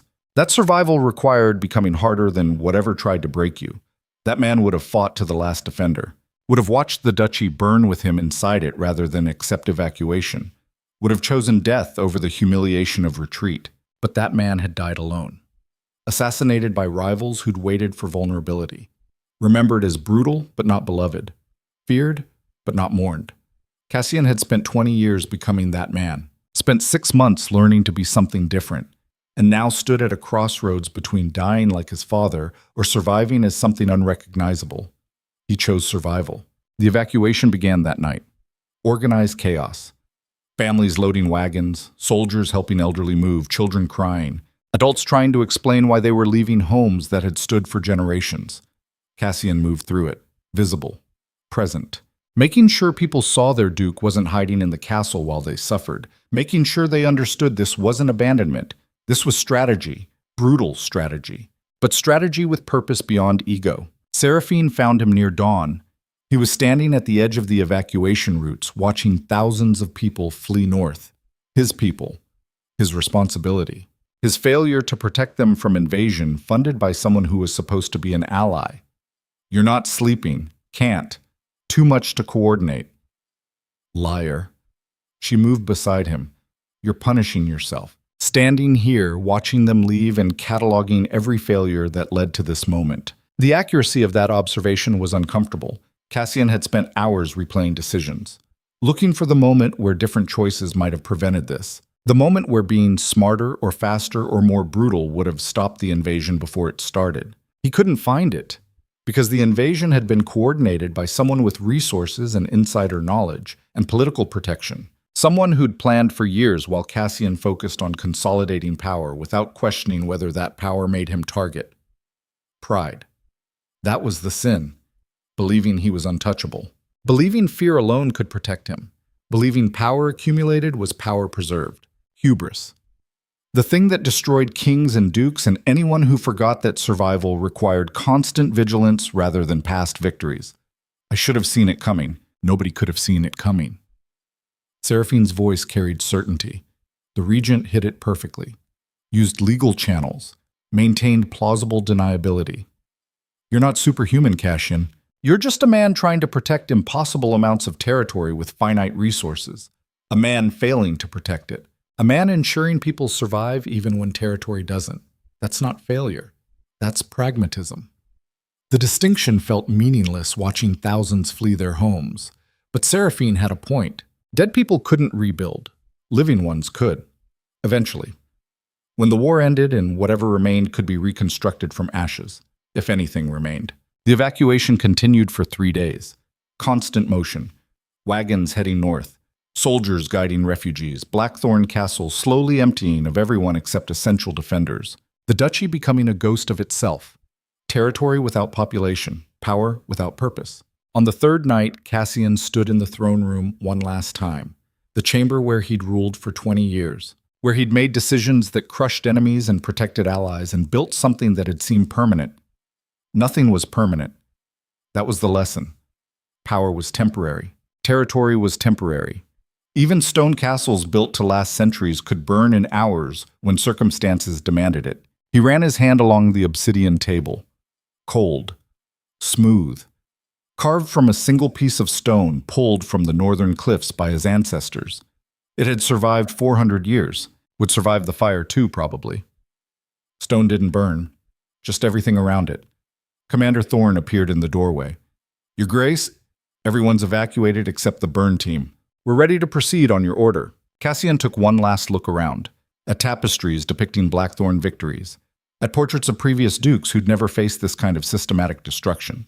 At the throne itself. Black iron. Symbol of authority that suddenly felt hollow. He walked out without looking back. Because looking back meant second-guessing. And second-guessing meant hesitation. And hesitation meant the fire teams might lose resolve. They set the charges systematically. Oil-soaked wood. Accelerants in key structural points. Planned destruction designed to maximize damage while allowing defenders to escape safely. Professional demolition dressed as warfare necessity. Cassian watched from a distance as Blackthorn Castle began burning. Flames climbing stone walls. Smoke billowing into winter sky. 400 years of legacy turning to ash because that was the price of denying enemies their victory. The castle burned for 2 days. Stone walls stood, but everything inside was destroyed. Timber, furniture, tapestries, records. Everything that made it more than just architecture. Everything that made it home. And Cassian watched it burn with eyes that stayed dry, because tears were weakness, and weakness was fatal, and he couldn't afford humanity when survival required efficiency. But something inside him burned with the castle, the last piece of the Duke who'd believed power alone was sufficient. The man who'd thought brutality could solve any problem. The version of himself his father had forged through cruelty and isolation and constant testing. That man died in those flames. Left ash and smoke and the possibility of becoming something different. The southern armies arrived on the 5th day, found empty territory, burned castle, no population to control, no supplies to seize, just land that would cost more to occupy than it was worth. They tried pursuing the evacuees, found northern defensive positions reinforced and waiting, found every pass fortified, found resistance that turned pursuit into costly warfare with no strategic gain. Within 2 weeks, the southern commanders began withdrawing. Not because they'd lost militarily, because they'd won strategically, but found the victory meaningless. Empty territory wasn't worth the casualties required to hold it. The western kingdoms pulled out shortly after. They joined expecting easy conquest and rich spoils. Got neither. Just expensive occupation of devastated land with hostile population fled and no economic value remaining. By month's end, the invasion collapsed. Not through military defeat, but through strategic irrelevance. The southern kingdoms had won the territory but lost the war because war required something worth taking, and Cassian had burned everything worth taking before they arrived. News reached the evacuation camps through scouts and spies. The invasion was over. The armies were withdrawing. Blackthorn territories were empty but no longer occupied. The duchy could go home, to ashes, to ruins, to starting over from nothing. Cassian called a gathering, everyone who'd evacuated. Thousands of people assembled in northern valleys waiting to hear what came next, waiting for their duke to tell them how they rebuilt from complete destruction. He stood on a platform overlooking the crowd, Seraphine beside him, Commander Thorn, Aldrich, the visible leadership that had guided them through disaster. When Cassian spoke, his voice carried across the valley without shouting, controlled, clear, the voice of someone who'd accepted terrible truths and found purpose in them. The invasion is over. The southern armies have withdrawn. Blackthorn territories are ours again. What remains of them? Murmurs rippled through the crowd, relief mixing with uncertainty. They had land again, but land without infrastructure, without homes, without the systems that made civilization functional. We lost everything. The castle, the villages, the trade routes. Everything that made Blackthorn prosperous is ash. And that's my fault. I failed to protect you from invasion funded by people I trusted. Failed to see the threat until it was too late. Failed to prevent this disaster. The admission of failure shocked the crowd into silence. Dukes didn't admit failure, didn't show vulnerability, didn't take responsibility when blame could be distributed elsewhere. But Cassian had learned something over 6 months of attempting transformation. That leadership without accountability was just tyranny wearing nicer clothes. That people followed you not because you never failed, but because you owned failures and learned from them. I can't undo what happened, can't rebuild what we lost overnight, but I can promise you this: we rebuild together, not through forced labor and taxation, through cooperation, through shared purpose, through building something better than what we lost. What does that mean? Someone shouted from the crowd. Practical question demanding practical answer. It means Blackthorn operates differently now. No more ruling through fear, no more decisions made in isolation. We build a council, representatives from every community, real input on policy, real accountability when leadership fails, real investment in making this duchy serve the people who live here instead of just enriching whoever rules. That sounds like weakness. That sounds like evolution. Cassian's voice hardened slightly. The old system failed, collapsed under external pressure because it was built on fear rather than loyalty, built on control rather than cooperation. We're building something that survives because people choose it, because it's worth defending, not because they're terrified of what happens if they don't. The crowd absorbed that, processing, calculating what this meant for them individually, whether this was genuine reform or just rhetoric designed to rebuild support. Seraphine stepped forward, her voice carrying across the valley. I've watched the Duke of Blackthorn transform over 6 months. Watched him learn that power without humanity is just slow suicide. Watched him choose evacuation over pride. Watched him burn his own castle rather than let enemies defile it. That's not weakness. That's strength most leaders never develop. The testimony carried weight because it came from someone who'd challenged him publicly, who'd survived in his world not through submission, but through refusal to be afraid, who had credibility precisely because she'd never been his sycophant. The crowd began nodding, slowly, tentatively, beginning to believe that maybe this wasn't just performance. Maybe the brutal Duke really had transformed into something different through disaster and loss and choosing survival over ego. We start rebuilding tomorrow. Cassian's voice carried finality. Not the castle. That can wait. We rebuild villages, homes, infrastructure that keeps people alive.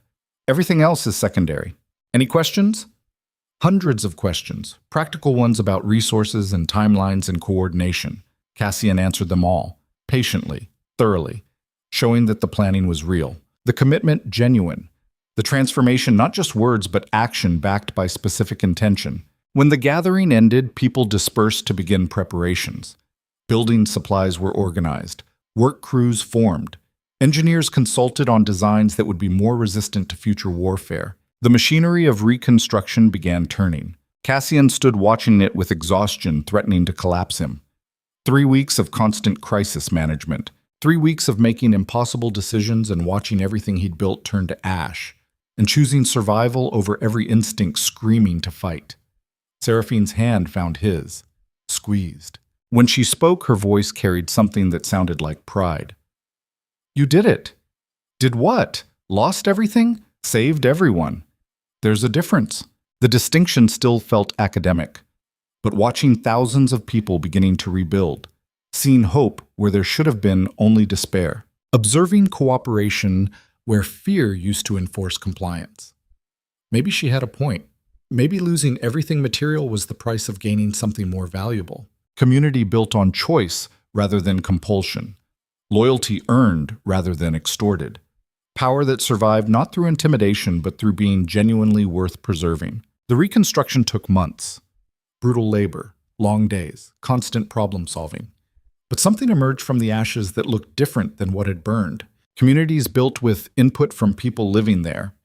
Infrastructure designed around need rather than just economic efficiency. Systems that prioritize sustainability over maximum extraction. Blackthorn transformed, not through edict, through necessity forcing innovation, through loss creating opportunity to rebuild better than before. Cassian threw himself into the work, not commanding from distance but actually participating, helping dig foundations, consulting on designs, mediating disputes between communities, leading through action rather than just authority. People noticed, started referring to him differently. Not Duke Vale, just Cassian, the leader who'd chosen them over power, who'd burned his own legacy to preserve theirs, who'd transformed from tyrant into something more complex. 6 months after the evacuation, Seraphine found him at the ruins of Blackthorn Castle. He was standing where the throne room had been, surrounded by blackened stone. Ash settled into corners, the smell of smoke still lingering. "You come here a lot. It's where I learned everything I thought I knew was wrong." She moved beside him, her hand finding his. "That's not a comfortable lesson." "No, but it's a necessary one. I spent 20 years believing power was the answer, that control and fear and brutality kept people safe. Took complete destruction to teach me those were just tools, not solutions. And tools only work when applied correctly. And have you figured out correct application? Still learning." Cassian looked at ruins surrounding them. "But I know what doesn't work. Know that ruling through fear creates resentment that eventually destroys you. Know that power without purpose is just waiting for someone more brutal to take it. Know that survival requires adaptation faster than threats evolve. That's a lot of knowing acquired through suffering. That's the only way knowing gets acquired. Easy lessons don't stick. You have to lose everything before understanding what mattered." They stood in silence, 2 people surrounded by ruins, 2 people who'd survived impossible odds, 2 people who'd chosen each other when every strategic calculation said not to. Seraphine broke the silence. "What happens to the castle?" "We leave it. Monument to failure. Reminder that stone isn't strength. People are strength. Buildings can burn. Communities survive if you prioritize them correctly." That's surprisingly philosophical for someone who used to solve problems by stabbing them. I still solve problems by stabbing them when necessary. Just fewer problems require stabbing than I used to think. "Progress." She smiled. That sharp smile. "You're learning. Slowly. Painfully. Through systematic destruction of everything I built. But yes, learning." They walked back toward the temporary settlement that served as duchy capital, while permanent structures were built. The future of Blackthorn wouldn't look like its past, would be distributed rather than centralized, cooperative rather than hierarchical, messy and democratic and frustratingly inefficient in ways that were probably more sustainable long-term. Cassian hated it and accepted it simultaneously. Hated because chaos offended his preference for control, accepted because control had proven insufficient when threats exceeded his capacity to dominate them individually. That night, lying in a temporary shelter that served as ducal quarters, Cassian stared at ceiling and reflected on transformation, on the man he'd been, the man he'd become, the space between them filled with loss and learning and unwilling evolution. He'd started as a weapon, brutally effective, completely controlled, designed for single purpose. His father had forged that weapon through cruelty and isolation and constant testing, had created something that survived through ruthlessness. Then Seraphine walked into his life uninvited, challenged everything, refused to be afraid, made him remember that underneath the weapon was a person. Messy, complicated, capable of things beyond just violence. The trial had forced vulnerability. The invasion had forced humility. The evacuation had forced choosing people over pride. Each crisis stripping away another piece of the armor until what remained was just a man trying to protect something that mattered more than his own survival. That man was weaker than the weapon, couldn't solve every problem through force, couldn't dominate every threat, couldn't rely on brutality when situations required nuance. But that man could build things the weapon never could create loyalty beyond fear, could establish systems that survived leadership transitions, could leave legacy beyond just reputation for violence. Maybe that was growth. Maybe transformation wasn't becoming better, but becoming more complete. Integrating pieces you'd amputated because they seemed like weakness until crisis proved they were necessary survival tools. Seraphine stirred beside him, her voice soft in darkness. "You're thinking too loud. Can't help it. Brain won't turn off. What's it cycling through? Whether I'm better or worse than I was before all this started. Define better. More human, less effective, more vulnerable, more capable of things beyond just killing." Seraphine propped herself up, looked at him in dim light. "You're different. Not better or worse, just different. The question is whether you prefer this version." Cassian considered that. Long silence. Finally answered with raw honesty. "I don't know. This version survives differently, builds things, creates community, but it's exhausting. The weapon version was simpler, more efficient, knew exactly what it was and what it did, and was completely alone." Seraphine's voice carried weight, surrounded by people but fundamentally isolated. That's not living. That's just existing between crises. The observation landed with uncomfortable accuracy. The weapon version had been alone. By design. By necessity. Isolation was safety because connection created vulnerability, and vulnerability got you killed. But isolation was also slow death. Erosion of everything that made survival worth the effort. Trading humanity for efficiency until what remained was just machinery that happened to breathe. This version was messy, complicated, required constant adaptation. But lying in temporary shelter with Seraphine beside him, and a duchy rebuilding outside and a future that looked nothing like plans he'd made, this version felt alive in ways the weapon never had. "I prefer this version." The admission surprised him, even as he said it, even as truth settled in his chest. "I prefer being human over being effective. That's growth." She kissed him, soft, brief. "You're learning, slowly. Through systematic destruction of everything I thought I was. That's the only way learning happens. Easy paths don't teach anything. They lay in silence, darkness beyond the shelter, stars visible through gaps in temporary construction. The world rebuilding around them while they rebuilt themselves internally. Morning came with work bells. Reconstruction continued. Cassian rose early as always, found Commander Thorne waiting with updates. Villages being rebuilt. Trade routes being reestablished. Political negotiations with neighboring duchies about alliance structures that were more cooperation than domination. Everything required attention. Everything required decisions. But the decisions felt different now. Less about control. More about coordination. Less about forcing compliance. More about building consensus. It was slower, messier, but also more resilient. Because systems built through cooperation didn't collapse when central authority failed. They adapted. Distributed leadership among many people rather than concentrating it in one. That was insurance against future disasters. That was learning from failure rather than just repeating patterns that had already proven insufficient. Months became a year.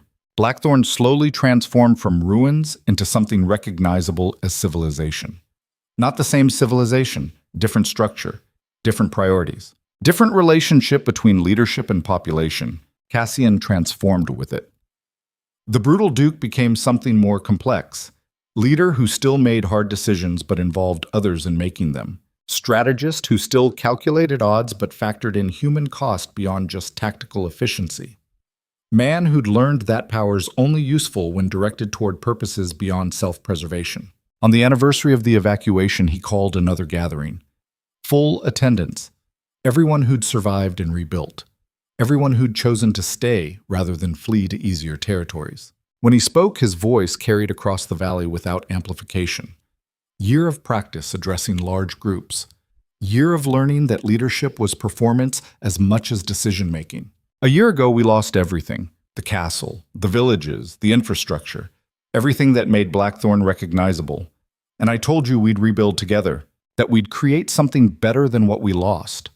The crowd listened, quiet, attentive. Not through fear, through genuine interest in what came next. We've done that. Look around. Villages rebuilt stronger than before. Trade routes reestablished with fair terms. Political alliances based on cooperation rather than intimidation. We created something that survives not through force, but through being worth preserving. That sounds like victory. That sounds like survival, Cassian's voice carried weight. Victory implies winning. We didn't win. We lost catastrophically, then chose to rebuild rather than surrender. That's different. That's pragmatic adaptation in face of overwhelming force. The distinction mattered. Calling disaster victory cheapened the sacrifice, minimized the cost. Pretended learning came without pain, but acknowledging survival as achievement. That honored everyone who'd worked impossible hours rebuilding from nothing. That recognized pragmatism was often more valuable than glory. That elevated persistence over performance. We have more work ahead, years of it, but we've proven something important, that Blackthorn survives not through individual brilliance, but through collective determination. Not through one leader's strength, but through many people choosing cooperation over conflict. So what happens now? Same question from a year ago. Same need for practical direction beyond philosophy. Now we formalize the council structure. Representatives from every community with real authority. Real input on policy. Real accountability when decisions fail. We make this permanent rather than temporary crisis management. That's revolutionary. That's evolution. Revolution implies overthrowing something. We're just adapting what already existed into forms that work better. Taking lessons learned through disaster and encoding them into permanent structures. The crowd absorbed that, nodded, began discussing implementation, the transformation from theory to practice, from ideas about cooperation to actual mechanisms that made cooperation functional. Cassian watched it happen with satisfaction that felt different than what he'd experienced ruling through fear. No triumph, no domination. Just quiet contentment that came from building something sustainable rather than just impressive. Seraphine found him after the gathering ended. She was watching him with that expression. The one that said she saw transformation even when he couldn't quite see it himself. You've become a completely different person. Have I? Still make hard decisions. Still calculate odds. Still do whatever necessary to preserve what matters. But what matters changed. Used to be power and control and reputation. Now it's community and sustainability and leaving something functional for whoever comes next. The observation was accurate. Uncomfortable, but accurate. Cassian had spent 20 years accumulating power like it was the goal. Like having more territory and more authority and more fear was achievement. Now, power was just tool. Useful when applied correctly. Dangerous when treated as ends rather than means. Something to be wielded carefully rather than hoarded obsessively. That shift in perspective was the real transformation. Not becoming softer, becoming more strategic about what strength actually looked like and how it sustained itself long term. I'm still brutal when necessary. I know. She smiled. But you're selective about necessity. That's wisdom the weapon version never developed. Wisdom feels like excuse for being less effective. Effectiveness is contextual. The weapon was effective at conquering. This version is effective at building. Different contexts, different effectiveness measures. Cassian pulled her close, looked out at the valley where thousands of people were rebuilding lives from ashes. His people, his responsibility, his purpose beyond just self-preservation. Thank you. For what? For refusing to let me stay the same. For challenging me when everyone else just obeyed. For making me remember that underneath the Duke was a person worth knowing. You're welcome. Though technically, you did the hard work. I just pointed out directions. You made directions possible. Without you, I'd have died in that throne room convinced control was enough. Convinced fear could protect me from everything. You showed me different. They stood together as sun set over the valley. Two people who'd survived impossible odds. Two people who'd chosen each other despite every strategic reason not to. Two people who'd transformed through crisis into versions of themselves that were more complete if less comfortable. The duchy would continue evolving. Challenges would emerge, problems would require solving. But the foundation was solid now, built on cooperation rather than compulsion, built to survive through adaptation rather than rigid adherence to what worked before. And Cassian Vale, Duke of Blackthorn, the man who'd ruled through absolute brutality for 20 years, then learned humanity through systematic destruction of everything he'd built, would continue leading, continue adapting, continue proving that survival required transformation, and transformation required courage to become unrecognizable from who you started as. That night, he returned to Castle Ruins one final time, alone, surrounded by blackened stone and ash and the smell of smoke that never quite disappeared. He sat where the throne had been, where he'd made thousands of decisions, where he'd ruled kingdom built on fear, where he'd believed power alone was sufficient. The throne was gone, melted, destroyed. But sitting in its place, Cassian felt more like a leader than he ever had on actual throne. Because leadership wasn't about height or intimidation or visible symbols of authority. Leadership was serving people who trusted you with their survival, making decisions that prioritized their well-being over your comfort, building systems that functioned without you because sustainability mattered more than ego. Those lessons had cost everything, had required complete destruction of empire and reputation and self-image built over decades, had forced transformation so thorough that the man sitting in ruins barely recognized himself in the duke who'd first sat on that throne 20 years ago. But that transformation was the price of wisdom, real wisdom, the kind that came from failure rather than success, from loss rather than victory, from being broken completely, then rebuilding from pieces into something more functional, if less impressive. Cassian stood, looked one last time at ruins, then walked away. Not toward castle, toward settlement where actual people lived, where actual work happened, where leadership meant participation rather than just command. Behind him, the ruins stood as monument, reminder, warning, proof that stone could burn and empires could fall and nothing was permanent except willingness to adapt when circumstances demanded it. And ahead of him stretched future uncertain and complicated and requiring constant attention. Future where survival meant community rather than domination, where strength meant sustainability rather than just force, where legacy meant leaving functional systems rather than just impressive reputation. He'd been weapon, then became man, then learned being man was harder and more valuable than being weapon ever was. That was the story, not of conquest, but of transformation, not of victory, but of survival, through accepting that effectiveness required evolution, and evolution required becoming unrecognizable from who you started as. And standing in darkness with stars overhead, and community behind him, and Seraphine waiting in temporary shelter that was more home than castle had ever been. Cassian Vale finally understood the difference between power and purpose. Power was what you took. Purpose was what you built. And only purpose survived when everything else turned to ash. That was wisdom, hard-earned, expensive, worth every piece of empire sacrificed to learn it. And that was enough.